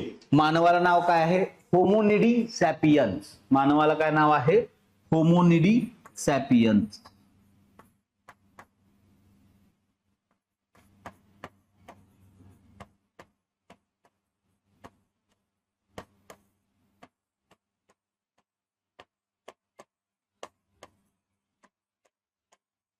मानवाला काय नाव आहे? होमोनिडी सॅपियन्स. लक्षात ठेवा बरं का. होमोनिडी आहे होमोन्स तर नाही आहे. होमोनिडी सॅपियन्स असं मानवाला सायंटिफिक नेम आहे. सिंहाला पॅन्थेरा लिओ, मानवाला होमोनिडी सॅपियन्स, वाघाला पॅन्थेरा टायग्रिस. वाघ जे आहे वाघाला काय म्हणतात? इथंच लिहितो कुठंतरी इथं लिहितो. ठीक आहे. वाघ जर असेल तर त्याला आपण म्हणतो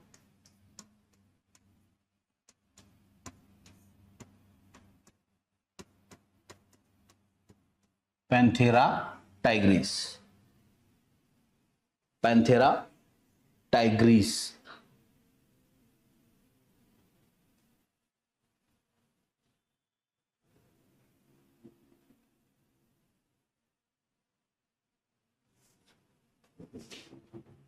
तुळसला काय नाव आहे? तुळस. तुळसला काय नाव आहे? तुळस. ओसिमम सॅन्क्टम.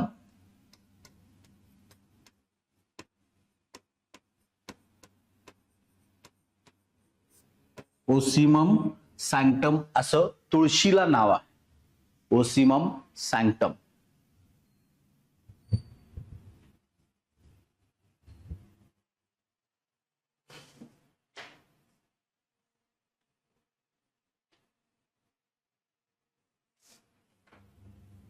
गुलाबाला काय नाव आहे? रोजा गॅलिका. गुलाब त्याला नाव काय आहे? रोजा गॅलिका.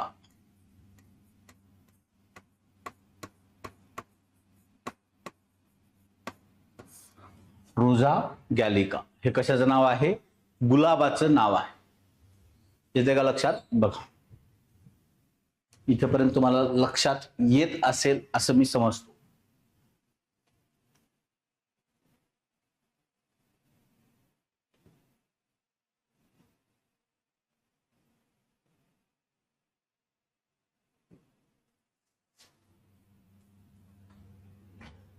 तंबाखूला काय नाव आहे? निकोटिना टॅबॅकम.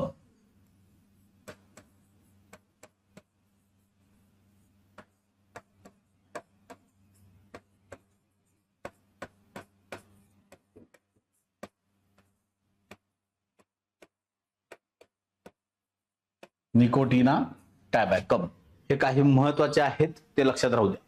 तुम्हाला मुद्दाम लिहून देतो, जरी तुम्हाला पुस्तकात नाहीच सापडले तर तुम्हाला माहीत असावेत म्हणून जे महत्वाचे आहेत ते लिहून देतोय. जिथं आयोग रिपीटेडली विचारतं, आयोगाने गुलाब विचारलेला आहे, तुळस विचारलेला आहे, वाघ सिंह जोड्या लावामध्ये विचारलेले आहेत.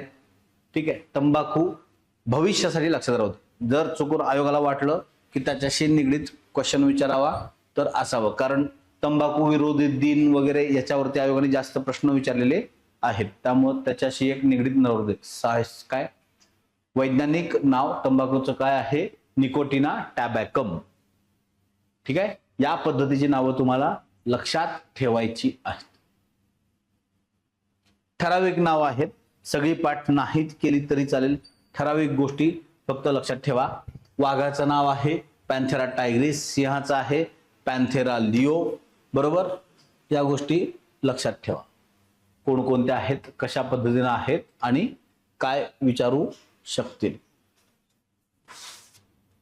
कुत्र्यासाठी काय वापरतात? कुत्र्यासाठी कुत्रा.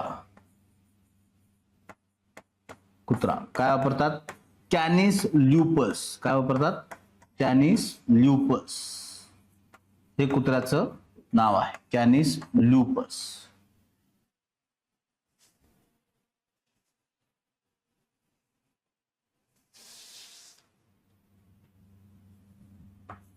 गाईला काय वापरतात?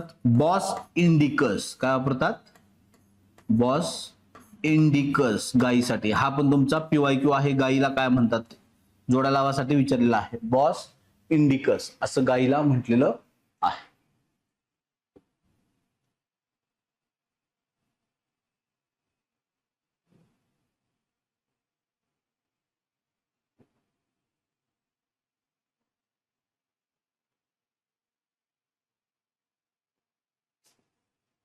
किंग कोब्रा जो साप आहे, किंग कोब्रा, त्याला नाजा नाजा म्हणलेला आहे. काय म्हणलंय? नाजा नाजा. किंग कोब्रा सापाला नाजा नाजा असा शब्द वापरलेला आहे किंग कोब्रासाठी. नाजा नाजा पाहिजे असेल तर लिहून घ्या.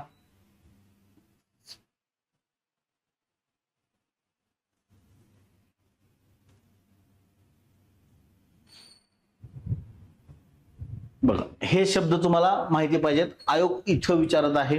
भविष्यात तुम्हाला जर क्वेश्चन विचारला या चॅप्टरवरती तर इथं जोड्या लावायला जर क्वेश्चन आला तर यातलेच तुम्हाला 2 उदाहरणं नक्की दिसतील, जेणेकरून तुम्हाला जोड्या लावा कमीत कमी 2 यातली उदाहरणं तुम्हाला नक्की दिसतील. एवढं लक्षात ठेवा. कमीत कमी 2 यातली दिसतील म्हणजे दिसतील. त्या पद्धतीने तुम्हाला जोड्या लावणं सोपं. येतं लक्षात? यस.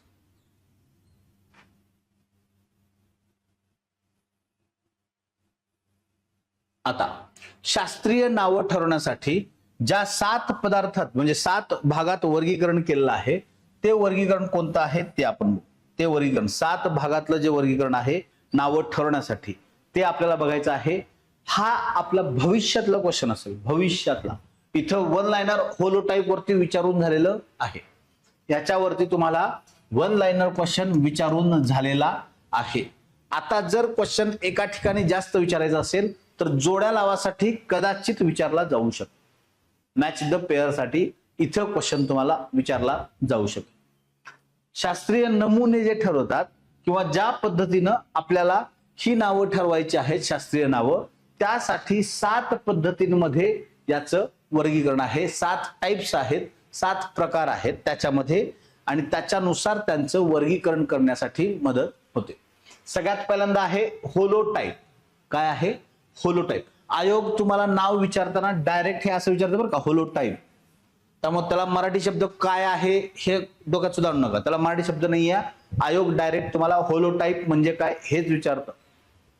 ठीक आहे, तुम्ही जर बघितलं तुम्हाला लक्षात येईल क्वेश्चन पेपर मध्ये सुद्धा हा PYQ आहे तुम्हाला लक्षात येईल. होलोटाईप हे मराठीत लिहूनच आयोग विचारलं मराठी क्वेश्चन मध्ये सुद्धा. होलोटाईप म्हणजे काय? होलोटाईप म्हणजे काय आहे? एखाद्या सजीवाचे ओरिजिन वर्णन करणारा मूळ नमुना. म्हणजे एखाद्या सजीवाचा उगम कुठून झालेला आहे हे जो नमुना सांगतो, जो मूळ नमुना सांगतो. मूळ म्हणजे जिथून तो आलेला आहे तो जो नमुना सांगतो तो कुठून आलेला आहे, त्याचं ओरिजिन कुठं आहे, त्याचं उगम स्थान कुठं आहे, हे जो नमुना सांगतो त्याला म्हणायचं होलोटाईप. इवन हे तुम्हाला जोड्या लावासाठी सुद्धा हा PYQ आहे बरं का, एका क्वेश्चन पेपर मध्ये. बहुतेक तो राज्यसेवेला असावा, पण जोड्या लावासाठी सुद्धा यात एक क्वेश्चन आहे. ठीक आहे, त्यामुळं लक्षात ठेवा की इथं तुम्हाला क्वेश्चन कदाचित क्रिएट होऊ शकेल. त्याचं लक्षात. होलोटाईप म्हणजे काय आहे? एखाद्या सजीवाचं ओरिजिन, मूळ स्थान कुठं आहे हे जो मूळ नमुना म्हणजे जो मुख्य नमुना आहे जो तिथून आलेला असेल तो सांगेल होलोटाईप. त्याला म्हणतो आपण काय? होलोटाईप. बरोबर आहे. आयसोटाईप बघा काय म्हटलेलं आहे? आयसो म्हणजे काय? च्या सारखा. बरोबर आहे. आयसो म्हणजे काय? च्या सारखा. आयसोटाईप म्हणजे काय आहे? होलोटाईपचा डुप्लिकेट, याच्या सारखाच दुसरा सेम नमुना. च्या सारखा. आयसो म्हणजे काय? च्या सारखा. त्याच्यावरून लक्षात ठेवायचं. होलोटाईपचाच डुप्लिकेट, होलोटाईप सारखाच दुसरा नमुना म्हणजे काय आहे? आयसोटाईप. पॅराटाईप काय आहे?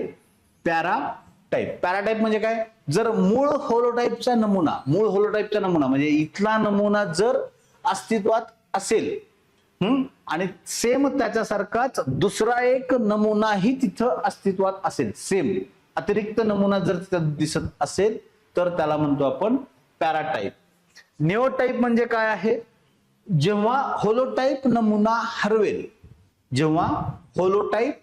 हरवेल, तो उपलब्ध नसेल तर त्याच्या जागी त्याच्यासारखाच दुसरा नमुना उपलब्ध केलेला असेल म्हणजे आपण काय म्हणतो? फर्स्ट कॉपी म्हणतो. बरोबर आहे का? फर्स्ट कॉपी म्हणतो आपण. ब्रँडेड आयफोन वगैरे 7,000-8,000 मध्ये विकतात बघा काय काय, ते काय आहेत? तुम्हाला फर्स्ट कॉपी आहेत. बरोबर. पॅक पीस देतो, हे देतो म्हणतात, ते काय आहेत? फर्स्ट कॉपी आहेत. बरोबर. मग त्याला आपण काय म्हणतो? निओटाईप. म्हणजे मूळ होलोटाईप हा जो मूळ नमुना आहे, जो ज्या मूळ ठिकाणापासून आलेला नमुना आहे, तो जेव्हा हरवतो तेव्हा त्याच्या जागी उपलब्ध केलेला जो दुसरा नमुना असतो त्याच्यासारखाच त्याला आपण म्हणतो निओटाईप. काय म्हणतो आपण? निओटाईप.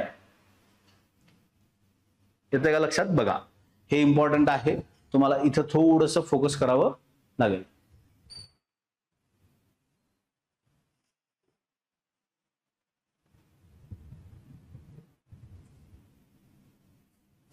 येस, येते लक्षात? येस. बघा निओटाईप झालं. लॅक्टोटाईप. लॅक्टोटाईप म्हणजे काय? जेव्हा तुमचा हा नमुना हरवेल, जेव्हा होलोटाईप हा नमुना हरवेल तेव्हा याचा जो मूळ समूह आहे म्हणजे जिथं याचं उगमस्थान आहे तिथल्या मूळ समूहापासून जर एखादा नमुना तयार केलेला असेल, तिथल्या मूळ समूहापासून जर एखादा नमुना तयार केलेला असेल तेव्हा त्याला आपण काय म्हणतो? लॅक्टोटाईप. काय म्हणतो आपण त्याला? लॅक्टोटाईप असं म्हणतो. मग सिन टाईप, दुसरा टाईप कुठला आहे? Cin type.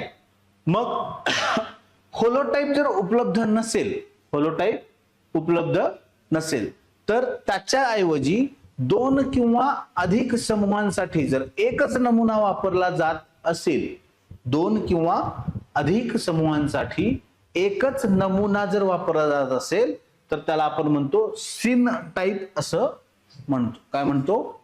Cin type. हे तुम्हाला फक्त आणि फक्त लक्षात ठेवायचं बरं का, हे लक्षात ठेवायचं आहे. आयोगाने इथं तुम्हाला क्वेश्चन जोड्या लावासाठी पण विचारलेला आहे आणि वन लाईनर सुद्धा एकदा विचारलेला आहे. मग टोपोटाईप म्हणजे काय आहे? टोपोटाईप ज्या मूळ स्थानापासून होलोटाईप आपण मिळवलेला आहे, म्हणजे त्याच्या उगम स्थानापासून आपण जो मूळ नमुना मिळवलेला असतो, पहिला होलोटाईप मिळवलेला असतो, त्याच स्थानावरून होलोटाईप हरवल्यानंतर दुसरा एक नमुना त्या मूळ उगम स्थानापासून जर आपण मिळवत असू तर त्याला म्हणतो आपण टोपोटाईप. काय म्हणतो? टोपोटाईप. हे लक्षात ठेवायचं आहे. त्यातले 2-3 जरी तुमच्या लक्षात राहिले तरी तुम्हाला जोड्या लावायला तो फायदेशीर ठरणार आहे. यस, कळतंय इथेपर्यंत? इथेपर्यंत कळतंय? नेक्स्ट, मग तुमचा महत्वाचा प्रश्न जिथे सगळ्यात जास्त विचारला जातो तो पंचसृष्टी वर्गीकरणाची पद्धत खालीलपैकी कोणत्या शास्त्रज्ञाने सांगितलेली आहे? Robert Whittaker. पंचसृष्टी पद्धत या पद्धतीलाच सर्व जास्त मान्यता मिळालेली आहे. याच पद्धतीचा वापर करून जगात सगळीकडे वर्गीकरण पद्धत केली जाते. याच पद्धतीवरून वर्गीकरण पद्धत केली जाते.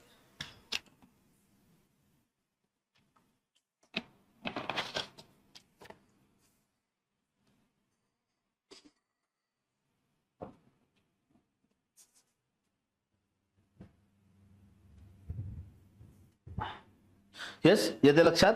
बघा,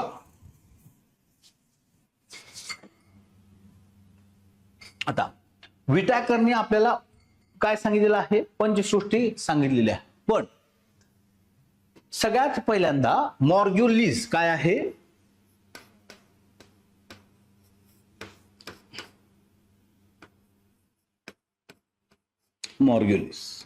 मॉर्ग्युलिस या शास्त्रज्ञाने काय सांगितलं? या 5 सृष्टीचं वर्गीकरण करताना आदि केंद्रकीमध्ये 1 आणि 4 दृश्य केंद्रकीमध्ये वर्गीकरण करण्यास सुचवलं. कोण? मॉर्ग्युलिस या शास्त्रज्ञाने काय सुचवलं? एका प्रकारचं वर्गीकरण आदि केंद्रकीमध्ये करण्यास सुचवलं आणि 4 जे आहेत ते दृश्य केंद्रकीमध्ये वर्गीकरण करण्यास सुचवलं. आता हे वर्गीकरण करताना कशा कशा पद्धतीने वापरलेले आहेत, कोणकोणते निकष वापरले आहेत ते बघूया. पेशींचा प्रकार, एक आहे आदि केंद्रकी पेशी प्रोकॅरियोटिक आणि दुसरा आहे दृश्य केंद्रकीय पेशी युकॅरियोटिक. यस, हे आहे मॉर्ग्युलिस. दुसरं सजीवांची रचना. सजीवांची ज्या पद्धतीने शरीराची रचना आहे त्यावरून एक पेशीय पेशींची जी रचना झालेली आहे, एक पेशीय आणि बहुपेशीय अशा पद्धतीने वर्गीकरणाची पद्धत आहे. त्याच्यानंतर पोषण कसं होतं? स्वयंपोषी म्हणजे स्वतःचं पोषण स्वतः तयार करणारे किंवा स्वतःचं अन्न स्वतः तयार करणाऱ्या ज्या वनस्पती आहेत त्यांना आपण म्हणतो स्वयंपोषी. परपोषी म्हणजे ज्या वनस्पती स्वयंपोषी वनस्पतींवरती, म्हणजे ज्या वनस्पती किंवा प्राणी या स्वयंपोषी वनस्पतींवरती अवलंबून असतात त्यांना आपण काय म्हणतो? परपोषी म्हणतो. आणि मृतोपजीवी म्हणजे जे पदार्थ किंवा प्राणी मृत वस्तूंवरती किंवा मृत सजीवांवरती अवलंबून असतात किंवा मृतदेह जे आहेत, किंवा समजा एखाद्या वनस्पतीचं आयुष्य संपलं, ती वनस्पती पडली आणि ती जमिनीत ज्यावेळी कुजायला चालू होते त्याचं विघटन करून जे जगणारे असतात त्याला म्हणतात मृतोपजीवी. यस. आणि जीवन पद्धत म्हणजे काही जे आहेत ते उत्पादक आहेत, म्हणजे त्यांचं कार्य काय आहे अन्न साखळीमध्ये, त्या सजीवांचं कार्य काय आहे त्याच्यानुसार त्यांचं वर्गीकरण आहे. उत्पादक म्हणजे जे अन्न निर्माण करतात ते आहेत उत्पादक. भक्षक म्हणजे जे वनस्पती किंवा इतर प्राण्यांना खाऊन जगतात त्यांना म्हणतात भक्षक. आणि विघटक म्हणजे जे मेलेल्या सजीवांचं विघटन करून पुन्हा त्यांना पोषण तत्वांमध्ये रूपांतरित करतात, त्यांचं घटक रूपांतर पोषण तत्वांमध्ये करून जमिनीत कुजवलं जाऊन ते जमिनीत हे होतात, त्यांना म्हणतात विघटक. विघटक काय करतात? मृतोपजीवींना, ज्या मृत झालेले जे सजीव आहेत त्यांचं विघटन घडवून आणण्याचं काम करतात. भक्षक हे उत्पादकांवरती किंवा इतर प्राण्यांवरती अवलंबून असतात. उत्पादक हे स्वतः अन्न निर्मिती करून स्वतः जगतात. यस, येतं लक्षात? हे जीवन पद्धतीवरून यांचं वर्गीकरण अशा पद्धतीत करण्यात आलं आहे. मग विटाकरनं जी पंचसृष्टी सांगितलेली आहे, 5 जे वर्गीकरण केले आहे सृष्टींचे, ते काय केलेले आहेत? पहिल्यांदा मोनेरा, दुसरं प्रोटिस्टा, तिसरं कवक, चौथं वनस्पती आणि 5वं प्राणी. बरोबर आहे? काय काय केलं आहे? मोनेरा, प्रोटिस्टा, बघा मोनेरा, प्रोटिस्टा, कवक म्हणजे फंगाई, प्लॅनल काय वनस्पती, प्लांटी ज्याला म्हणतात, आणि ॲनिमेलिया म्हणजे प्राणी.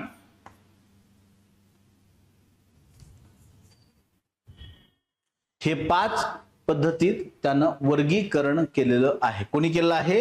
Robert Whittaker. आणि याच्यावरतीच तुम्हाला क्वेश्चन विचारलेला आहे, पंचसृष्टी पद्धतीचं वर्गीकरण कुणी केलेलं आहे?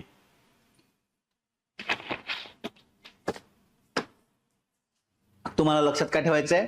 हे वर्गीकरण कुणी केलेलं आहे आणि कशात केलेलं आहे, एवढंच लक्षात ठेवायचं. मोनेरा, प्रोटिस्टा, कवक, वनस्पती आणि प्राणी. ठीक आहे. त्याचे इंग्लिश शब्द लक्षात राहत असतील तर इंग्लिश शब्द लक्षात ठेवा, मराठी शब्द लक्षात राहत असतील तर मराठी शब्द लक्षात ठेवा. तुम्हाला जे लक्षात राहते ते लक्षात ठेवा. आता यातलं एक एक एक एक आपल्याला प्रत्येक सृष्टी बघायची आहे. बरोबर आहे? मग मॉर्ग्युलसनं वर्गीकरण जे केलेलं आहे ते काय केलेलं आहे? एक सृष्टी सांगितली आहे कशात? आदिकेंद्रकीमध्ये, आणि 4 सृष्टी दृश्य केंद्रकीमध्ये. मग त्यानं आदिकेंद्रकीमध्ये कोणती सृष्टी सांगितली होती? मोनेरा. का? का तर आदिकेंद्रकी सजीव असतात. आदिकेंद्रकी सजीव असतात म्हणजे पेशी काय आहेत? आदिकेंद्रकी आहेत, प्रोकॅरियोटिक आहेत. स्पष्ट दिसणारे केंद्रक त्यांच्यात नसते. हा मुद्दा नीट लक्षात ठेवायचा. स्पष्ट दिसणारे केंद्रक त्यांच्यामध्ये नसते. बरोबर आहे? हे लक्षात ठेवायचं. पण यांचा जो डीएनए आहे, त्याचा आकार कसा आहे? गोलाकार. आणि याच्यामध्ये हिस्टोन प्रथिने नसतात. प्रथिनांचा प्रकार आहे हिस्टोन प्रथिने, जे असतात अवेलेबल डीएनएच्या ह्याच्यात, ती इथं उपस्थित नसतात. डीएनए मध्ये हिस्टोन प्रथिने नसतात. हे काय आहेत? आदिकेंद्रकी पेशी. पृथ्वीवरील सर्वात प्राचीन सजीव म्हणून ज्यांना ओळखलं जातं, लक्षात ठेवायचं. हा एक क्वेश्चन, आयोग ह्याच्यावरती एक क्वेश्चन विचारते बरं का सध्या. आता इथं तुम्हाला नावं ह्या बायोमध्ये तुम्हाला यायला चालू होतील वेगवेगळे. पृथ्वीवरील सर्वात सजीव, प्राचीन सजीव कोण, हे अशा वेगवेगळे नावं इथं तुम्हाला येतील, ती लक्षात ठेवायची. मोनेरातली सृष्टी, मोनेरातील प्राण्यांना काय म्हणलं जातं? पृथ्वीवरील सर्वात प्राचीन सजीव. हा तुमचा PYQ आहे, लक्षात ठेवा. पृथ्वीवरील सर्वात प्राचीन सजीव कुणाला म्हणलं जातं? मोनेरा सृष्टीला म्हटलं जातं. यांची पेशी भित्तिका जी आहे ती कशापासून बनलेली आहे? पेप्टिडोग्लायकॅनची बनलेली आहे. आणि या वैशिष्ट्यांवरती आयोगानं क्वेश्चन विचारलेले आहेत. या वैशिष्ट्यांवरती आयोगाने क्वेश्चन विचारलेले आहेत, हे लक्षात राहू दे.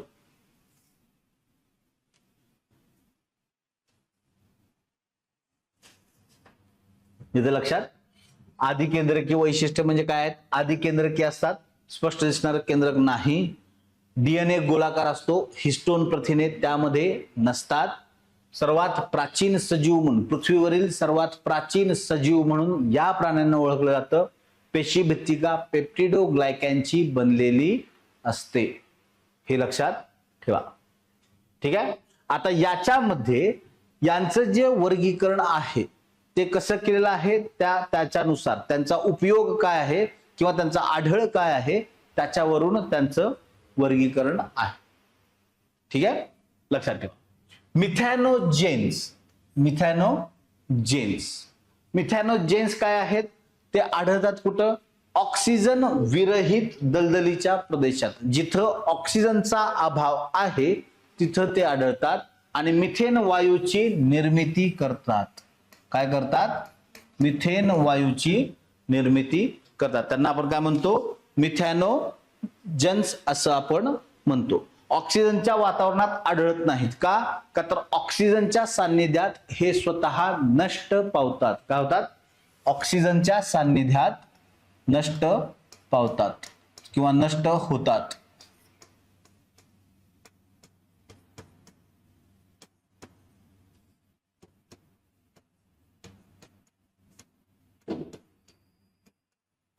येतंय का? लक्षात बघा. मिथॅनोजेन्स काय करतात? मिथेन वायू तयार करून स्वतःसाठीची ऊर्जा निर्मिती तयार करतात. जिथं ऑक्सिजन आहे तिथं हे आढळत नाही का? ऑक्सिजनच्या सान्निध्यात ते स्वतः नष्ट होतात. त्यामुळं मिथॅनोजेन्स फक्त आणि फक्त कुठं आढळतात? दलदलीच्या प्रदेशात जिथं ऑक्सिजनचा अभाव आहे तिथं.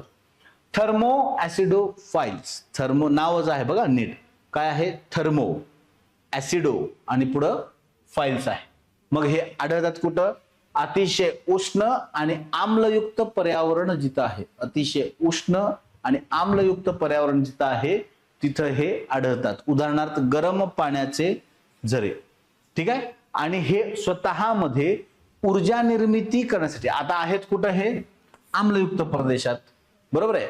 मग स्वतःमध्ये ऊर्जा निर्मिती करण्यासाठी हे कशाचा उपयोग करतात? हायड्रोजन सल्फाइडचा उपयोग करतात. कशाचा? हायड्रोजन सल्फाइडचा उपयोग करतात. हायड्रोजन सल्फाइड वापरून ऊर्जा निर्मिती होते. याच्यामध्ये ऊर्जा निर्मिती कशी होते? हायड्रोजन सल्फाइड वापरून. आता नीट लक्षात ठेवायचं. मी हे का लिहून दिले? थर्मो ऍसिडोफाइल्स मधील जीवाणू किंवा जे सृष्टीतले सजीव आहेत ते स्वतःमध्ये ऊर्जा निर्मिती कशाद्वारे करतात?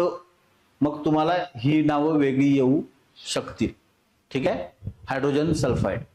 कारण जर बाकीच्या ठिकाणी जर आयोगाला वाटलं की ते बेसिक आहे, थोडंसं डीप क्वेश्चन विचारावा, तर आयोग तुम्हाला कुठं विचारू शकेल? इथं विचारू शकेल. येते लक्षात? हायड्रोजन सल्फाइड वापरून ऊर्जा निर्मिती करतात. ठीक आहे. त्याच्यानंतर काय आहे? हॅलोफाइल्स. जिथं क्षारयुक्त वातावरण आहे. क्षारयुक्त वातावरण कुठं आहे? ग्रेट साल्ट लेक, मृत समुद्र. बरोबर आहे. या ठिकाणी अतिशय क्षारयुक्त पाणी आहे. अशा क्षारयुक्त पाण्यात किंवा खारट ठिकाणी हे हॅलोफाइल्स सजीव आढळतात. अतिशय खाऱ्या पाण्याच्या प्रदेशात हे हॅलोफाइल्स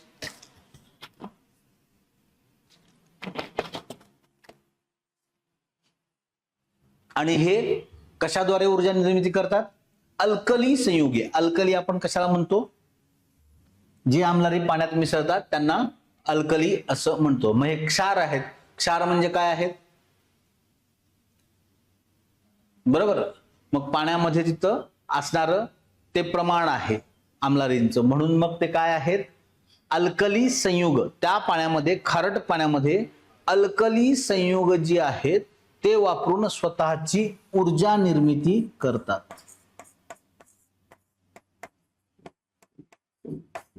ऊर्जा निर्मिती कशी करतात? अल्कली संयुगांच्या साहाय्याने.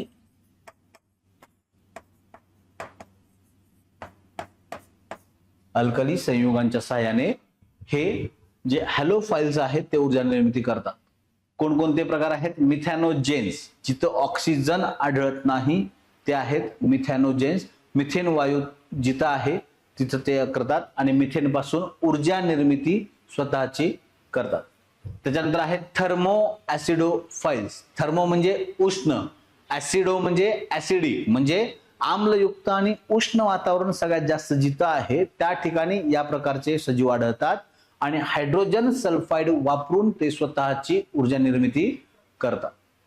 त्याच्यानंतर हॅलोफाइल जे आहेत ते काय आहेत? अतिशय क्षारयुक्त परिसर जो आहे, जिथं अतिशय क्षारयुक्त पाणी आहे त्या ठिकाणी यांचा आढळ असतो आणि ऊर्जा निर्मिती कशापासून करतात? त्या पाण्यामध्ये असणाऱ्या अल्कली संयुगांपासून स्वतःमध्ये ऊर्जा निर्मिती करतात. येतं लक्षात? येस. नेक्स्ट. आता हे काय आहे? युबॅक्टेरियाच आहेत. युबॅक्टेरियाच आहेत. पण ग्राम या शास्त्रज्ञानं, कुठल्या शास्त्रज्ञांनी केलं? आयोगाने हे क्वेश्चन विचारायला चालू केलं बरं का. आता हे ग्राम पॉझिटिव्ह आणि ग्राम निगेटिव्ह जीवाणू, जीवाणूंचं वर्गीकरण त्यांच्यामध्ये असणाऱ्या निगेटिव्हिटीवरून, त्यांच्या रंगसंगतीवरून ग्राम या शास्त्रज्ञानं काय केलं आहे? ख्रिस्तियन ग्राम. ठीक आहे, ख्रिस्तियन ग्राम या शास्त्रज्ञानं जीवाणूंना ग्राम पॉझिटिव्ह आणि ग्राम निगेटिव्ह जीवाणूंमध्ये वर्गीकृत केलेलं आहे. त्यांचं वर्गीकरण पुन्हा ग्राम जीवाणू आणि ग्राम पॉझिटिव्ह जीवाणू आणि ग्राम निगेटिव्ह जीवाणू यांच्यामध्ये केलेलं आहे. आता आयोगाने इथं तुम्हाला एक PYQ विचारलेला आहे या रंगांवर. ठीक आहे, हे लक्षात ठेवा. कुठे विचारलेला आहे? या रंगांवर. म्हणजे हा PYQ आहे तुमचा. मी तुम्हाला पहिल्यांदा सांगितलं लेक्चरच्या सुरुवातीला, यातल्या प्रत्येक स्लाइड वरती आयोगानं क्वेश्चन विचारलेला आहे. त्यामुळे भविष्यात तुमचे क्वेश्चन क्रिएट होताना यातल्या प्रत्येक स्लाइड वरती तयार होतील. त्यामुळे नीट अभ्यास करताना किंवा लेक्चर करताना नीट लक्ष देऊन बघा. ठीक आहे. बर, मग काय सांगितलं आहे? गुणधर्म. पेप्टिडोग्लायकॉन काय आहे? पेप्टिडोग्लायकॉन पासून काय बनलेलं आहे? पेशीभित्तिका. बरोबर आहे. पण पेप्टिडोग्लायकॉनचं प्रमाण ग्राम पॉझिटिव्ह जीवाणू जे आहेत, ग्राम पॉझिटिव्ह जीवाणू, त्यांच्यामध्ये पेप्टिडोग्लायकॉनचं प्रमाण जास्त आहे आणि ग्राम निगेटिव्ह मध्ये प्रमाण कमी आहे. ग्राम पॉझिटिव्ह जीवाणू जे आहेत ते कसे आहेत? रंगीत आहेत. कसे आहेत? रंगीत आहेत. त्यांचा रंग कुठला आहे? जांभळा किंवा निळा. आणि ग्राम निगेटिव्ह जीवाणू जे आहेत ते रंगहीन आहेत. हे लक्षात ठेवायचं. ग्राम निगेटिव्ह जीवाणू जे आहेत ते कसे आहेत? निगेटिव्ह, रंगहीन आहेत. बरोबर. मेदाचं प्रमाण ग्राम पॉझिटिव्ह जीवाणूंमध्ये कसं आहे? खूप कमी प्रमाण आहे, 4%. आणि ग्राम निगेटिव्ह जीवाणूंमध्ये मेदाचं प्रमाण जास्तीत जास्त असते. त्याच्यानंतर पेशीभित्तिका ग्राम पॉझिटिव्ह जीवाणूंमध्ये जास्त असते. का तर पेप्टिडोग्लायकॉनचं प्रमाण किती आहे? 70 ते 80. त्यामुळे यांची पेशीभित्तिका कशी आहे? जाड. आणि यांच्यात प्रमाणच कमी असल्यामुळं पेशीभित्तिका कशी आहे? पातळ. येतं लक्षात? पाठ करावं लागतंय का? नाही. तुम्हाला जर पेप्टिडोग्लायकॉनचं प्रमाण या जीवाणूंमध्ये जास्त आहे हे जर लक्षात राहिलं तर तुम्हाला पेशीभित्तिका ऑटोमॅटिक जाड आहे की नाही हे लक्षात राहील. ठीक आहे. मग पेप्टिडोग्लायकॉनचं प्रमाण जास्त असल्यामुळे मेदाचं प्रमाण कमी आहे. टिकॉइक ऍसिड, टिकॉइक ऍसिड याच्यामध्ये उपस्थित असते, म्हणजे टिकॉइक ऍसिड यांमध्ये उपलब्ध असते, यांच्यामध्ये उपलब्ध नसते. यस. आणि त्याच्यानंतर उदाहरणं जी आहेत, न्यूमोकॉकस, स्टॅफिलोकॉकस, आयोग तुम्हाला विचारताना आता शक्यता आहे की ग्राम पॉझिटिव्ह जीवाणूंची उदाहरणं किंवा खालीलपैकी कोणता जीवाणू किंवा कोणतं उदाहरण या जीवाणूचं नाही, म्हणजे ग्राम पॉझिटिव्ह जीवाणू किंवा ग्राम निगेटिव्ह जीवाणू खालीलपैकी कोणता नाही, अशा पद्धतीचं सरळ डायरेक्ट क्वेश्चन विचारू शकेल. त्यामुळं लक्षात ठेवा. उदाहरण काय आहेत? न्यूमोकॉकस, स्टॅफिलोकॉकस. बरोबर आहे. मायकोबॅक्टेरियम काय आहे इथं? मायकोबॅक्टेरियम हे पण तुम्ही ऍड करू शकता. काय आहे इथं?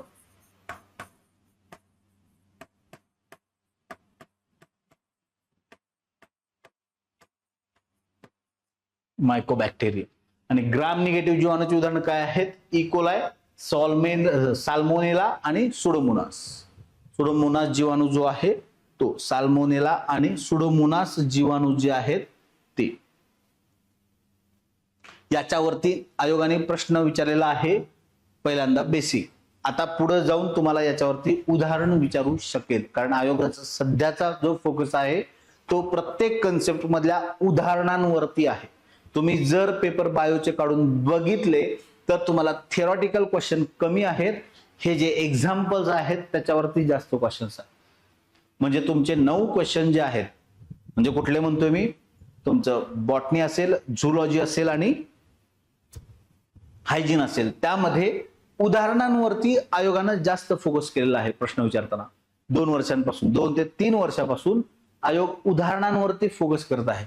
त्यामुळे उदाहरणं नीट लक्षात ठेवा. मी तुम्हाला अजून सांगतो, उदाहरणं नीट लक्षात ठेवा.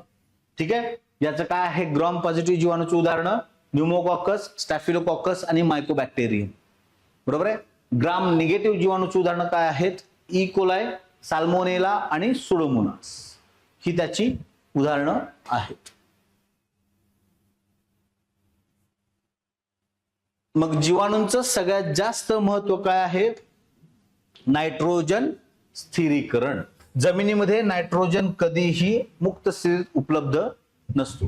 त्याच्यावरती क्रिया होऊन अमोनिया पासून सर्व गोष्टींमध्ये नायट्रोजनचं रूपांतर केलं जातं. नायट्रोजन फिक्सेशन त्याला आपण म्हणतो. ठीक आहे, नायट्रोजन फिक्सेशन. मग याचा शोध कुणी लावलेला आहे? जीन बॉसिंगॉल्ट. जीन बॉसिंगॉल्ट या शास्त्रज्ञानं नायट्रोजन स्थिरीकरणचा शोध लावलेला आहे. इथं लिहून देतो तुम्हाला पाहिजे असेल तर.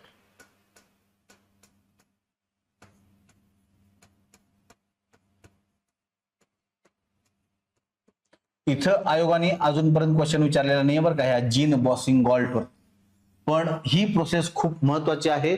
नायट्रोजन फिक्सेशन वरती आयोग दरवर्षी कुठल्या ना कुठल्या एक्झाम मध्ये क्वेश्चन विचारत असतात. त्यामुळे लक्षात ठेवा, या नायट्रोजन स्थिरीकरणाचा शोध कुणी लावलेला आहे?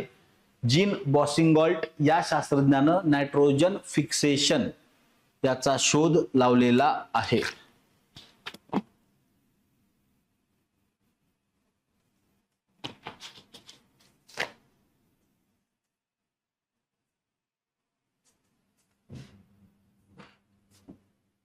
येतं का लक्षात? आणि ही जी प्रोसेस आहे पूर्ण कुठली? नायट्रोजन फिक्सेशन ही कुणामुळे घडून येते? जीवाणूंमुळे घडून येते. एवढं लक्षात राहू दे. त्यातले उदाहरण जे आहेत ते आपल्याला लक्षात ठेवायचे आहेत. कोणकोणते आहेत? आयोग तुम्हाला ही उदाहरणं विचारतं. ही जी उदाहरणं आहेत त्याच्यावरती आयोग यामध्ये क्वेश्चन विचारतं. नायट्रोजन स्थिरीकरणासाठी खालीलपैकी कोणते जीवाणू उपयोगात येतात? ठीक आहे, त्या पद्धतीने आयोगाचा क्वेश्चन आहे. आणि ही जी प्रोसेस आहे नायट्रोजन स्थिरीकरण, याचं सविस्तर वर्णनात्मक कोण केलं आहे? सविस्तर अभ्यास करून वर्णन कोण केलेलं आहे? कोणत्या शास्त्रज्ञानं केलं आहे? इथं लिहितो पहिल्यांदा. या प्रोसेसचं शोध कुणी लावलेला आहे? जीन बॉसिंगॉल्ट. पण याचं सविस्तर वर्णन कोणत्या शास्त्रज्ञाने केलेलं आहे ते आपल्याला सांगायचं आहे. मार्टिनस बेंजेरिक.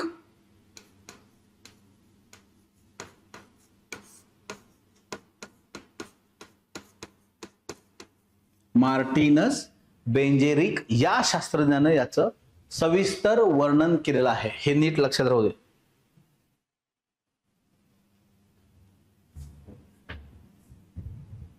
मार्टिनस बेंजेरिक किंवा बेजेरिंक असंही नाव आहे.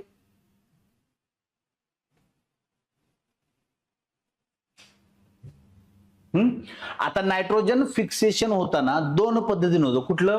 एक नैसर्गिक स्थिरीकरण. कधी होतं? ज्यावेळी हवेमध्ये विजा चमकतात. ज्यावेळी हवेमध्ये विजा चमकतात त्या हवेतील विजा नायट्रोजनच्या सान्निध्यात येऊन काय तयार होतं?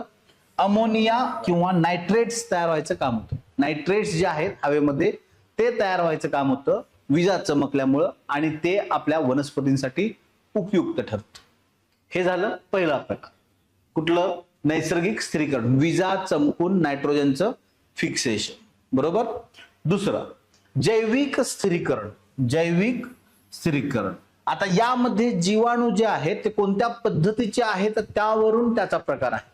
ठीक आहे, यामध्ये जीवाणू ज्या पद्धतीनं आढळतात किंवा कार्य करतात त्यावरून त्याचा प्रकार आहे. एक आहे सहजीवी पद्धतीने जगणारे जीवाणू. म्हणजे सहजीवी पद्धतीने जगणारे जे जीवाणू आहेत त्यांच्याद्वारे जर जैविक स्थिरीकरण किंवा या नायट्रोजन फिक्सेशन घडून येत असेल त्याला आपण काय म्हणतो? सिम्बायोटिक पद्धत असं म्हणतो. सिम्बायोटिक पद्धत.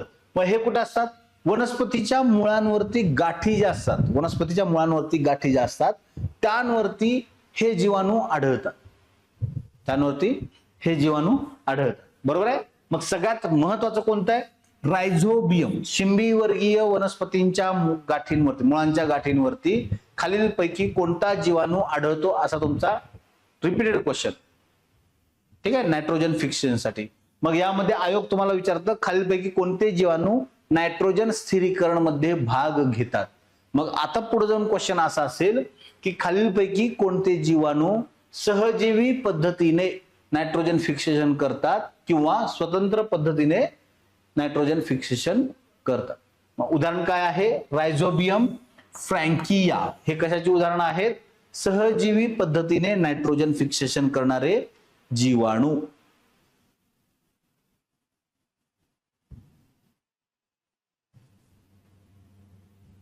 इथे लक्षात, रायझोबियम फ्रँकिया हे कसे आहेत? सहजीवी पद्धतीनं जैविक स्थिरीकरण करणारे, म्हणजे काय? नायट्रोजन फिक्सेशन करणारे जीवाणू. जे स्वतंत्र पद्धतीनं, स्वतः वेगळ्या पद्धतीनं, म्हणजे मुळांवरती वगैरे सहजीवन अस्तित्वात न ठेवता स्वतंत्र पद्धतीने नायट्रोजन फिक्सेशन करतात. त्यामध्ये कोणते जीवाणू आहेत? अझोटोबॅक्टर, क्लोस्ट्रेडियम. इथं क्लोस्ट्रेडियम पाहिजे बरं का. इथं काय पाहिजे? क्लोस्ट्रेडियम आणि नॉस्टॉक. ह्याच्यावरती कंपल्सरी आयोगाने क्वेश्चन विचारले आहेत. तुम्ही जर काढलं तर तुम्हाला कळेल. हे PYQs आहेत उदाहरणं. अझोटोबॅक्टर, क्लोस्ट्रेडियम, नॉस्टॉक हे काय आहेत? तुमचं नायट्रोजन फिक्सेशन असिम्बायोटिक पद्धतीनं करतात. असिम्बायोटिक पद्धतीनं नायट्रोजन फिक्सेशन मध्ये भाग घेतात. कोणकोणते आहेत? अझोटोबॅक्टर आहे. अजून कोणते आहेत? नॉस्टॉक आणि क्लोस्ट्रेडियम असं त्याची उदाहरणं आहेत.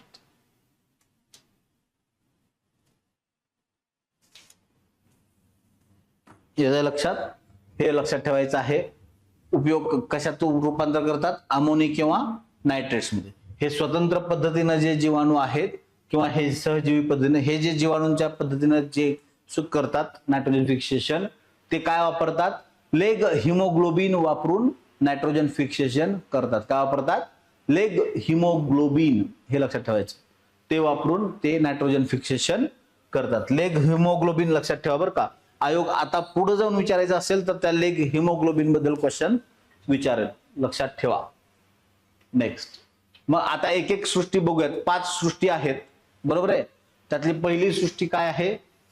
आपली बघितलेली आपण सृष्टी प्रोटिस्टा. दुसरी आहे, बरोबर. पहिल्यांदा काय बघितलं आहे? मोनेरा. आता काय बघतो आपण? प्रोटिस्टा. दुसरी सृष्टी आहे सृष्टी प्रोटिस्टा. एक पेशीय दृश्य केंद्रकीय. मोनेरा कशी होती? अकेंद्रकीय, बरोबर आहे का? मग काय आहे? एक पेशीय दृश्य केंद्रकी पेशी. मग काय आहेत? सृष्टी प्रोटिस्टा. म्हणजे काय आहेत? या दृश्य केंद्रकीय आहेत. ही वैशिष्ट्ये आहेत. काय आहेत? दृश्य केंद्रकीय आहेत, युकॅरियोटिक आहेत, हालचालींसाठी आभासी पाय. आभासी पद जे आहेत ते काय असतात? आभासी पाय असतात. कायसाठी? हालचालींसाठी. आणि जे आभासी पद असतात त्यालाच आपण काय म्हणतो? रोमके म्हणतो. काय म्हणतो? रोमके किंवा कशाभिका. सिलिया किंवा फ्लॅजेला असं आपण त्यांना म्हणतो.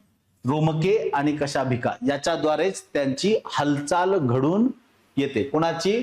सृष्टी प्रोटिस्टा मधल्या सजीवांची. येते का लक्षात? ठीक आहे. इथं तुम्हाला त्याचा स्वरूप दिलेलं आहे, कशा पद्धतीनं असेल. दृश्य केंद्रकीय आहेत, हे तुम्हाला केंद्रक दिसते का? बघा, केंद्रक दिसत असेल दृश्य केंद्रकीय पेशींमध्ये. यस. हालचालींसाठी आभासी पद आहेत किंवा काय असतात? काहींमध्ये रोमके किंवा काहींमध्ये कशाभिका, फ्लॅजेला आपण ज्याला म्हणतो ते असतात.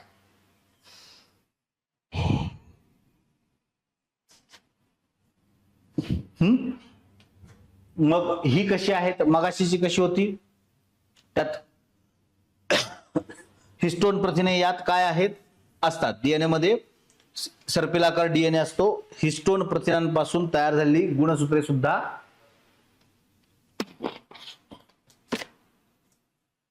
असतात, बरोबर आहे. मग यांच्यामध्ये अन्न संचय, कोणाच्यात? या प्रोटिस्टामध्ये अन्न संचय जे आहे, अन्न कशा पद्धतीने साठवलं जातं? मेदाच्या स्वरूपात. मेदाच्या स्वरूपात प्रोटिस्टामध्ये अन्न संचय केला जातो. अन्न संचय मेदाच्या स्वरूपांमध्ये केला जातो, बरोबर आहे.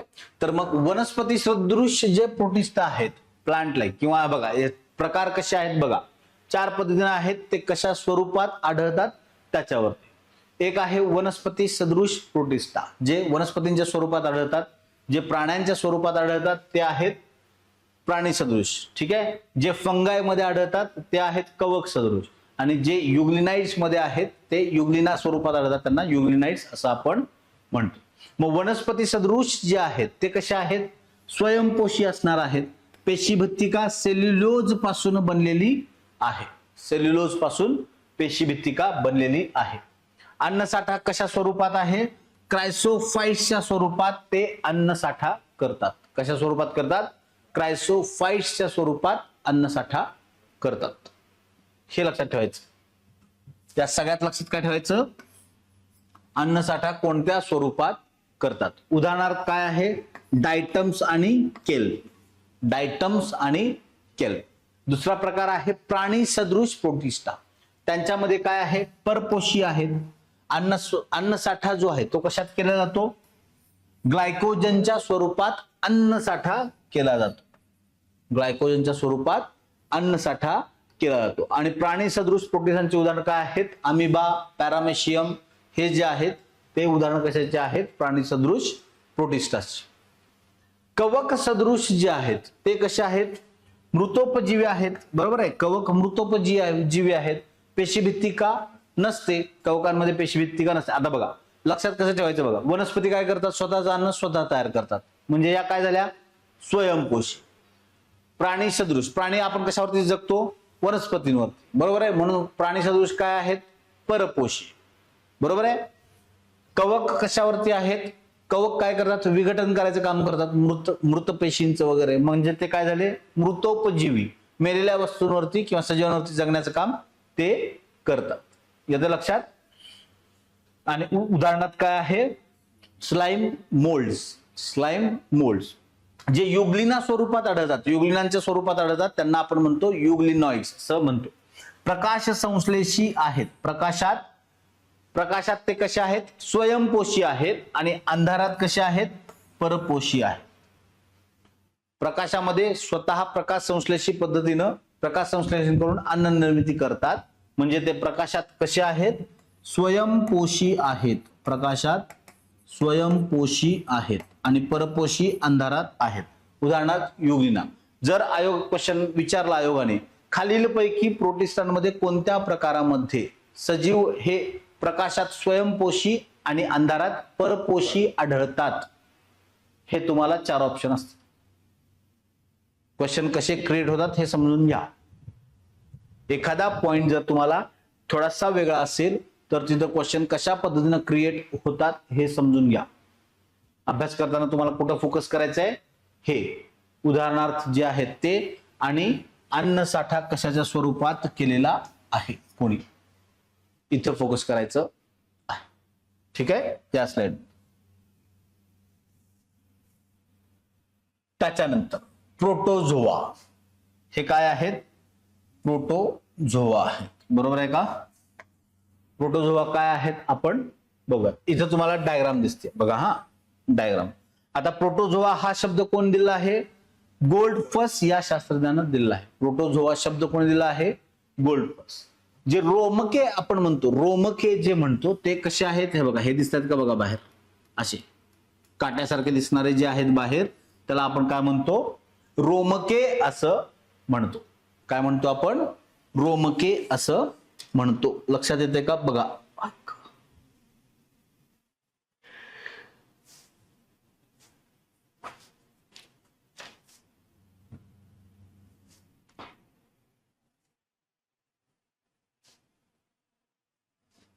हे काय आहे? संघ आहे. इथं लिहा नीट. संघाचे नाव.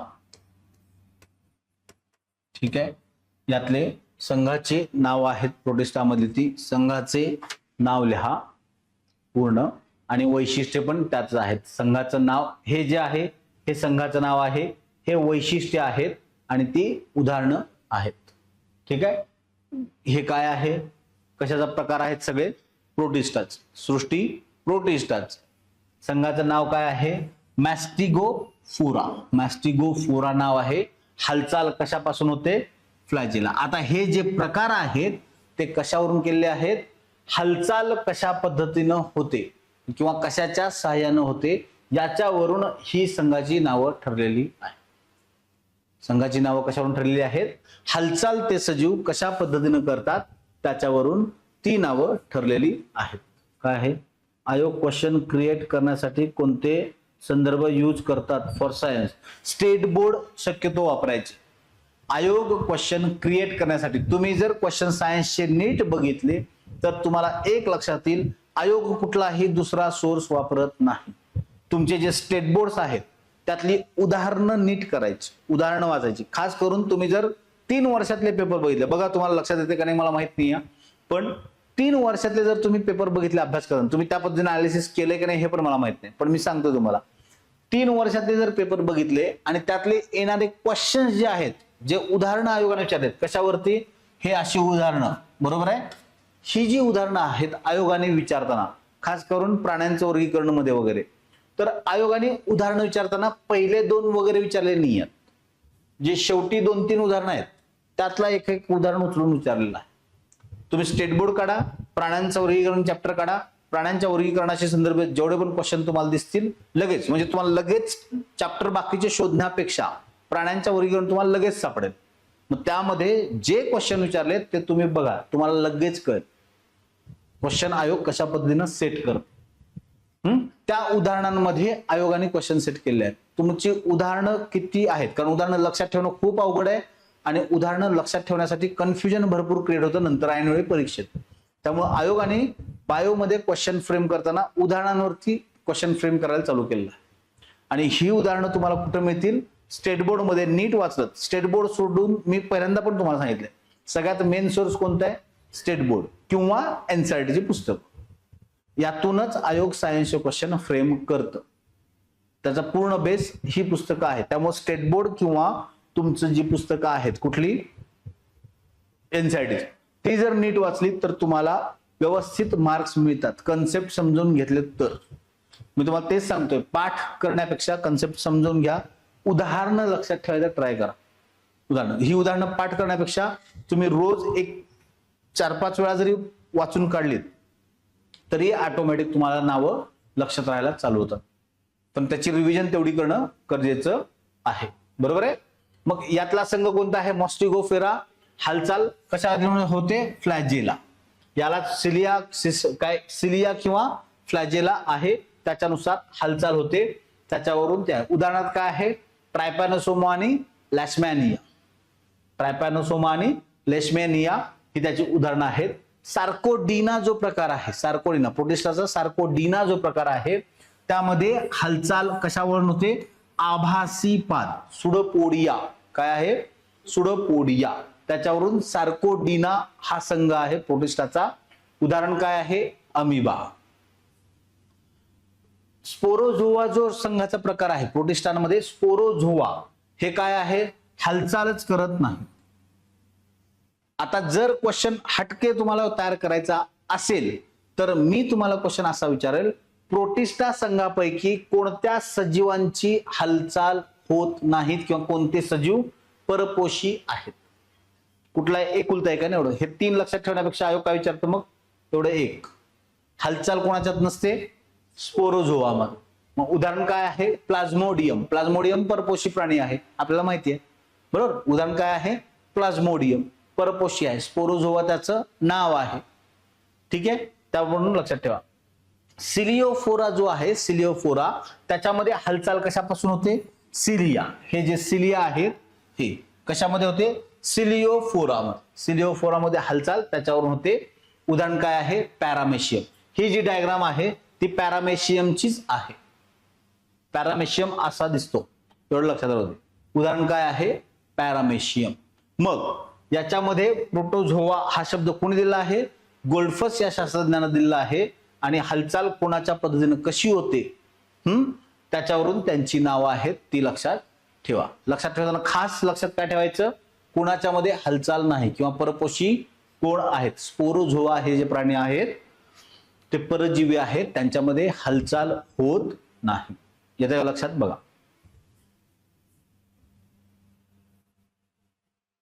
मग हा तुमचा महत्वाचा क्वेश्चन आहे, आयोगाने तुम्हाला भरपूर वेळा विचारलेला आहे, जोडायला वा.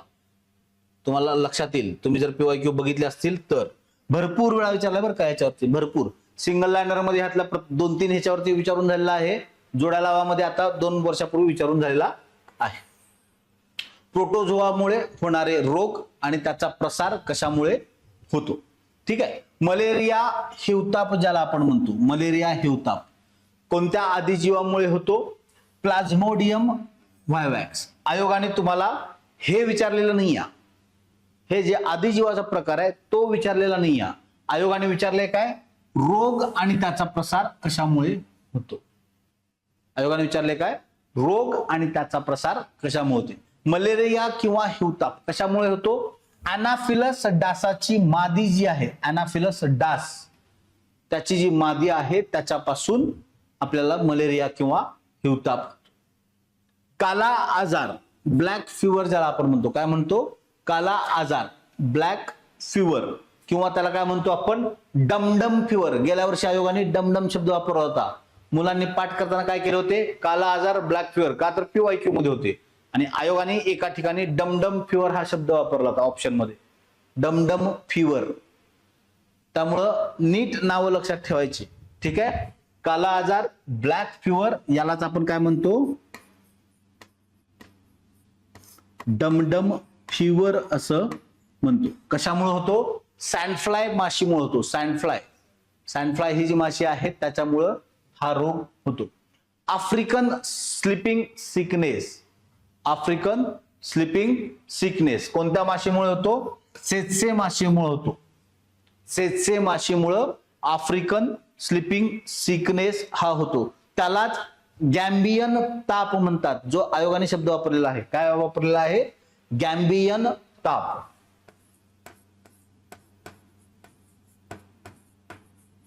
गॅम्बियन ताप कशासाठी वापरलेला आहे? आफ्रिकन स्लीपिंग सिकनेस साठी. कशामुळे होतोय?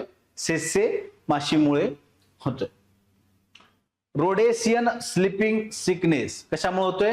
ग्लॉसिना माशीमुळे, ग्लॉसिना माशीमुळे हा ताप होतो. रोडेशियन स्लीपिंग सिकनेस त्याच्यामुळे होतो. चागास डिसीज काय आहे? Chagas disease. आयोगाने हाच शब्द वापरलाय बरं का, चागास डिसीज, लक्षात राहू दे. त्यालाच आपण काय म्हणतो? American sleeping sickness. यालाच काय म्हणतो आपण? अमेरिकन स्लीपिंग सिकनेस असं म्हणतो.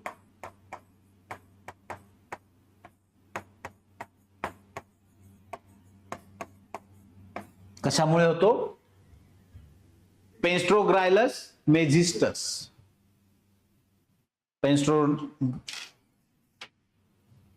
पेन्स्ट्रोग्रायलस मेजिस्टस यामुळं रोग होतो. आता आयोगाने विचारताना कुठे कुठे क्वेश्चन विचारलेत? मलेरियावरती विचारलेला आहे, काला आजार, गॅम्बियन ताप किंवा डमडम किंवा ब्लॅक फिवर वरती विचारलेला आहे, आफ्रिकन स्लीपिंग सिकनेस वरती आयोगाने क्वेश्चन विचारलेला आहे. आणि याच्या सोबत एक आयोग मध्ये जोडतं हत्तीपाय. तुम्ही PYQ काढून बघा, हे 3 आयोगाने कंपल्सरी विचारून त्यामध्ये हत्तीपाय एक ऍड केलेला आहे मध्ये. ठीक आहे. तुम्ही जर बघितलं तर तुमच्या लक्षात येईल त्या गोष्टी. आयोग अशा पद्धतीनं क्वेश्चन क्रिएट कर, त्यामुळे लक्षात ठेवा. याच्यावरती रिपीटेड विचारले बरं का आयोगाने, भरपूर वेळा क्वेश्चन. म्हणजे याच्यातला 1 लाइनर प्रत्येकावरती विचारला या 3 आणि जोड्या लावा पण याच्यावरती विचारलेले आहेत. त्यामुळे तुम्हाला सांगतोय की अभ्यास करताना व्यवस्थित अभ्यास करा.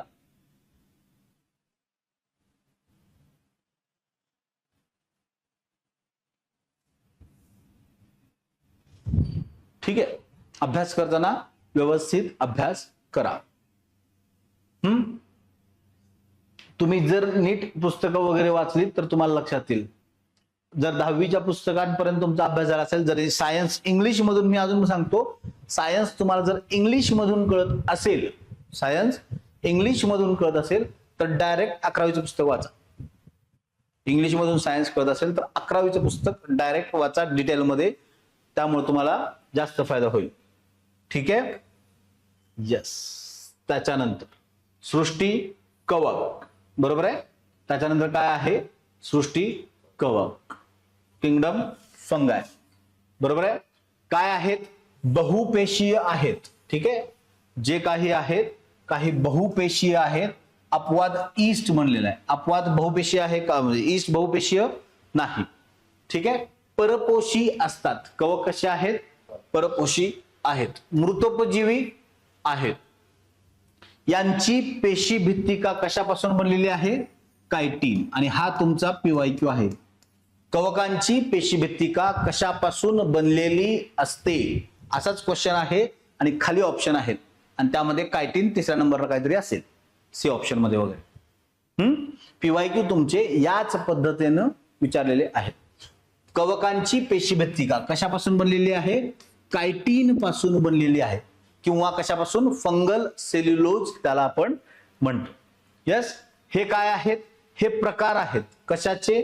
या कवकांचे. कवकांचे जे प्रकार आहेत त्यांच्या आकारानुसार किंवा त्याच्या आढळ जो आहे त्याच्यानुसार, त्यावरून हे 4 प्रकार आहेत. पहिला प्रकार कोणता आहे? फायकोमायसिटीज. फायकोमायसिटीज. ठीक आहे. फायकोमायसिटीज म्हणजे काय आहे? शैवाली कवक. शैवाली कवक. शैवालांसोबत जे आढळतं त्याला म्हणतात शैवाली कवक. उदाहरण काय आहे? म्युकर रायझोपस. म्युकर रायझोपस ही त्याची उदाहरणं आहेत. दुसरं काय आहे? अस्कोमायसिटीज. काय आहे? अस्कोमायसिटीज. यांचा आकार जो आहे तो पिशव्यांसारखा आकार असतो. काय असतो? आकार जो आहे तो पिशव्यांसारखा आकार तयार झाला असतो. याला सॅक फंगाय असं म्हणतात. काय म्हणतात? सॅक फंगाय. पिशव्यांसारखा आकार तयार होतो अस्कोमायसिटीजचा. उदाहरण काय आहे? पेनिसिलियम आणि ईस्ट. पेनिसिलियम आणि ईस्ट. त्याच्यानंतर आहे बॅसिडोमायसिटीज. बॅसिडोमायसिटीज मध्ये काय आहे? क्लब फंगी एकत्र येऊन. क्लब फंगी म्हणजे एकत्र येऊन एक मोठ्या प्रमाणात त्याचा समूह तयार होतो. उदाहरणार्थ काय आहे? मशरूम. त्याचं नाव काय आहे? अगेरिकस. मशरूमचं सायंटिफिक तिचं नाव वापरलंय अगेरिकस. ठीक आहे. मशरूम आहे. त्याच्यानंतर काय आहे? पक्सिनिया आहे. काय आहे? पक्सिनिया. त्याचं उदाहरण काय आहे? बॅसिडोमायसिटीज मध्ये त्याचं वर्गीकरण करण्यात आलेलं आहे. त्याच्यानंतर काय आहे? ड्युटेरोमायसिटीज. अपूर्ण कवक याला म्हणतात. मग आयोग क्वेश्चन विचारताना कशाला विचारेल? खालीलपैकी अपूर्ण कवक म्हणून कोणते ओळखले जाते? खालीलपैकी कोणते कवक अपूर्ण कवक म्हणून ओळखले जाते? मग झाले 4 ऑप्शन तयार. ही नावं येतं लक्षात. अपूर्ण कवक म्हणजे कोणतं आहे? ड्युटेरोमायसिटीज. उदाहरण काय आहे? अल्टरनेरिया. उदाहरण काय आहे? अल्टरनेरिया. तुम्ही आपण जे उदाहरणं घेतोय तेवढी जरी लक्षात ठेवलीत तरी तुम्हाला क्वेश्चन सॉल्व्ह होतील. ठीक आहे. आपण जे घेतोय तेवढी जरी उदाहरणं तुम्ही बघितलीत तरी तुम्हाला क्वेश्चन सॉल्व्ह होतील. त्यामुळे टेन्शन घेऊ नका.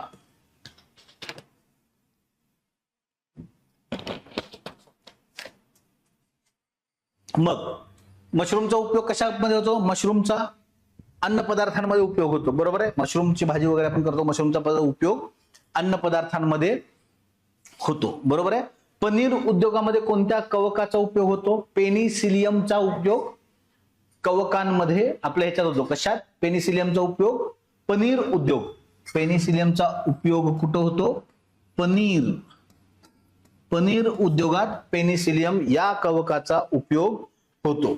ईस्टचा उपयोग कुठं होतो? अल्कोहोल, बेकरी, फर्मेंटेशन प्रोसेस ज्या आहेत, किण्वण प्रक्रिया जिथं जिथं असते, आंबवण्याची प्रक्रिया जिथं जिथं असते तिथं ईस्टचा उपयोग होतो.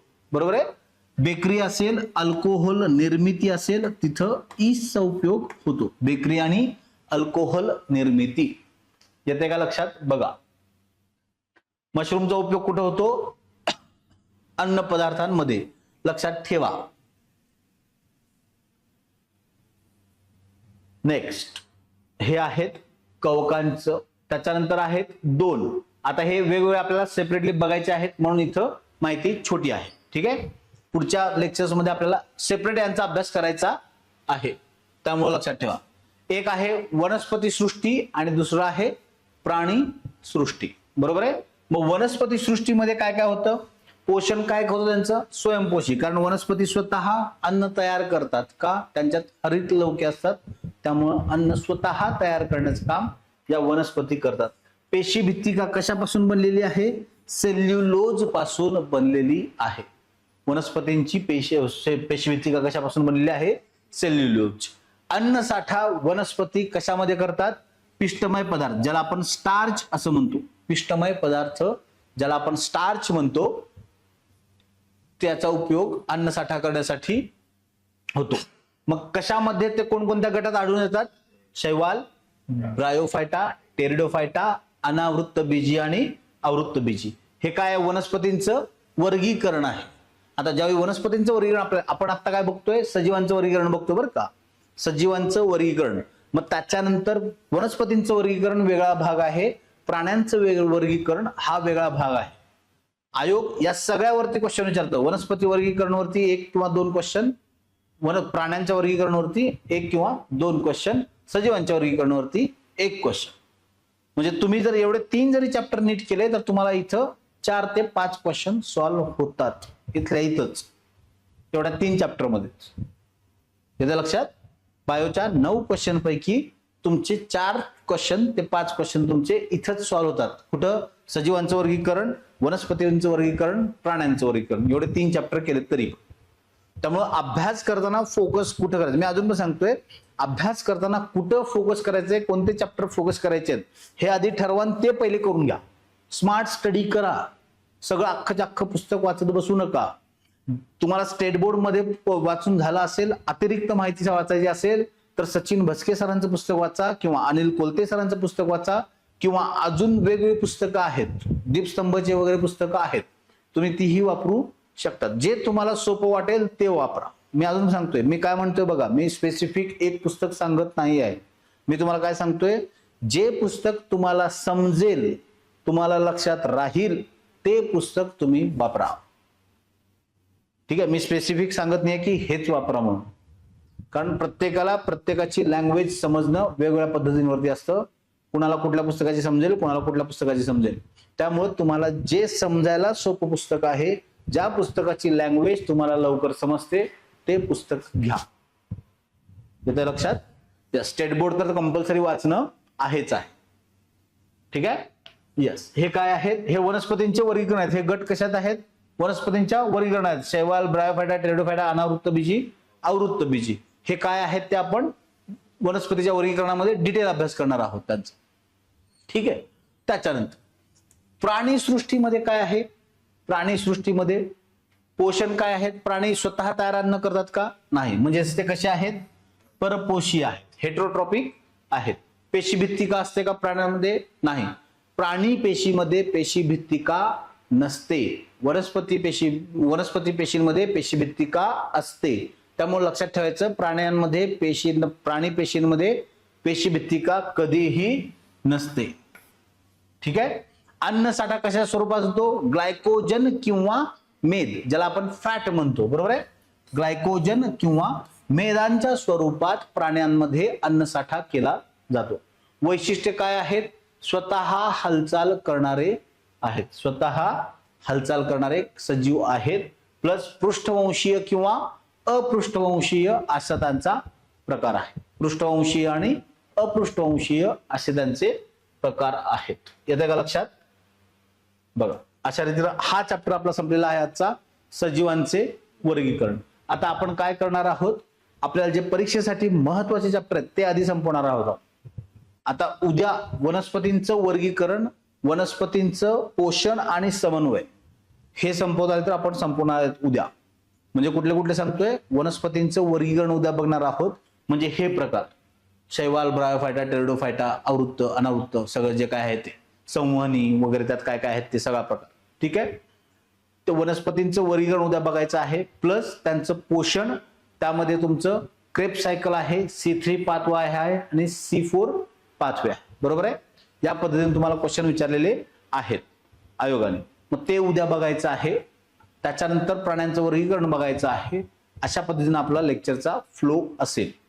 ठीक आहे? जे आधी महत्वाचे चॅप्टर आहेत, ज्याच्यावरती आयोग सारखे क्वेश्चन विचारत आहे किंवा ज्याच्यावरती आयोगाचा फोकस जास्त आहे चॅप्टर्स वरती, ते आधी पहिला कंप्लीट करून घ्यायचे आहे, कारण आपल्याला मार्क्स मिळवायचे आहेत, एवढं लक्षात.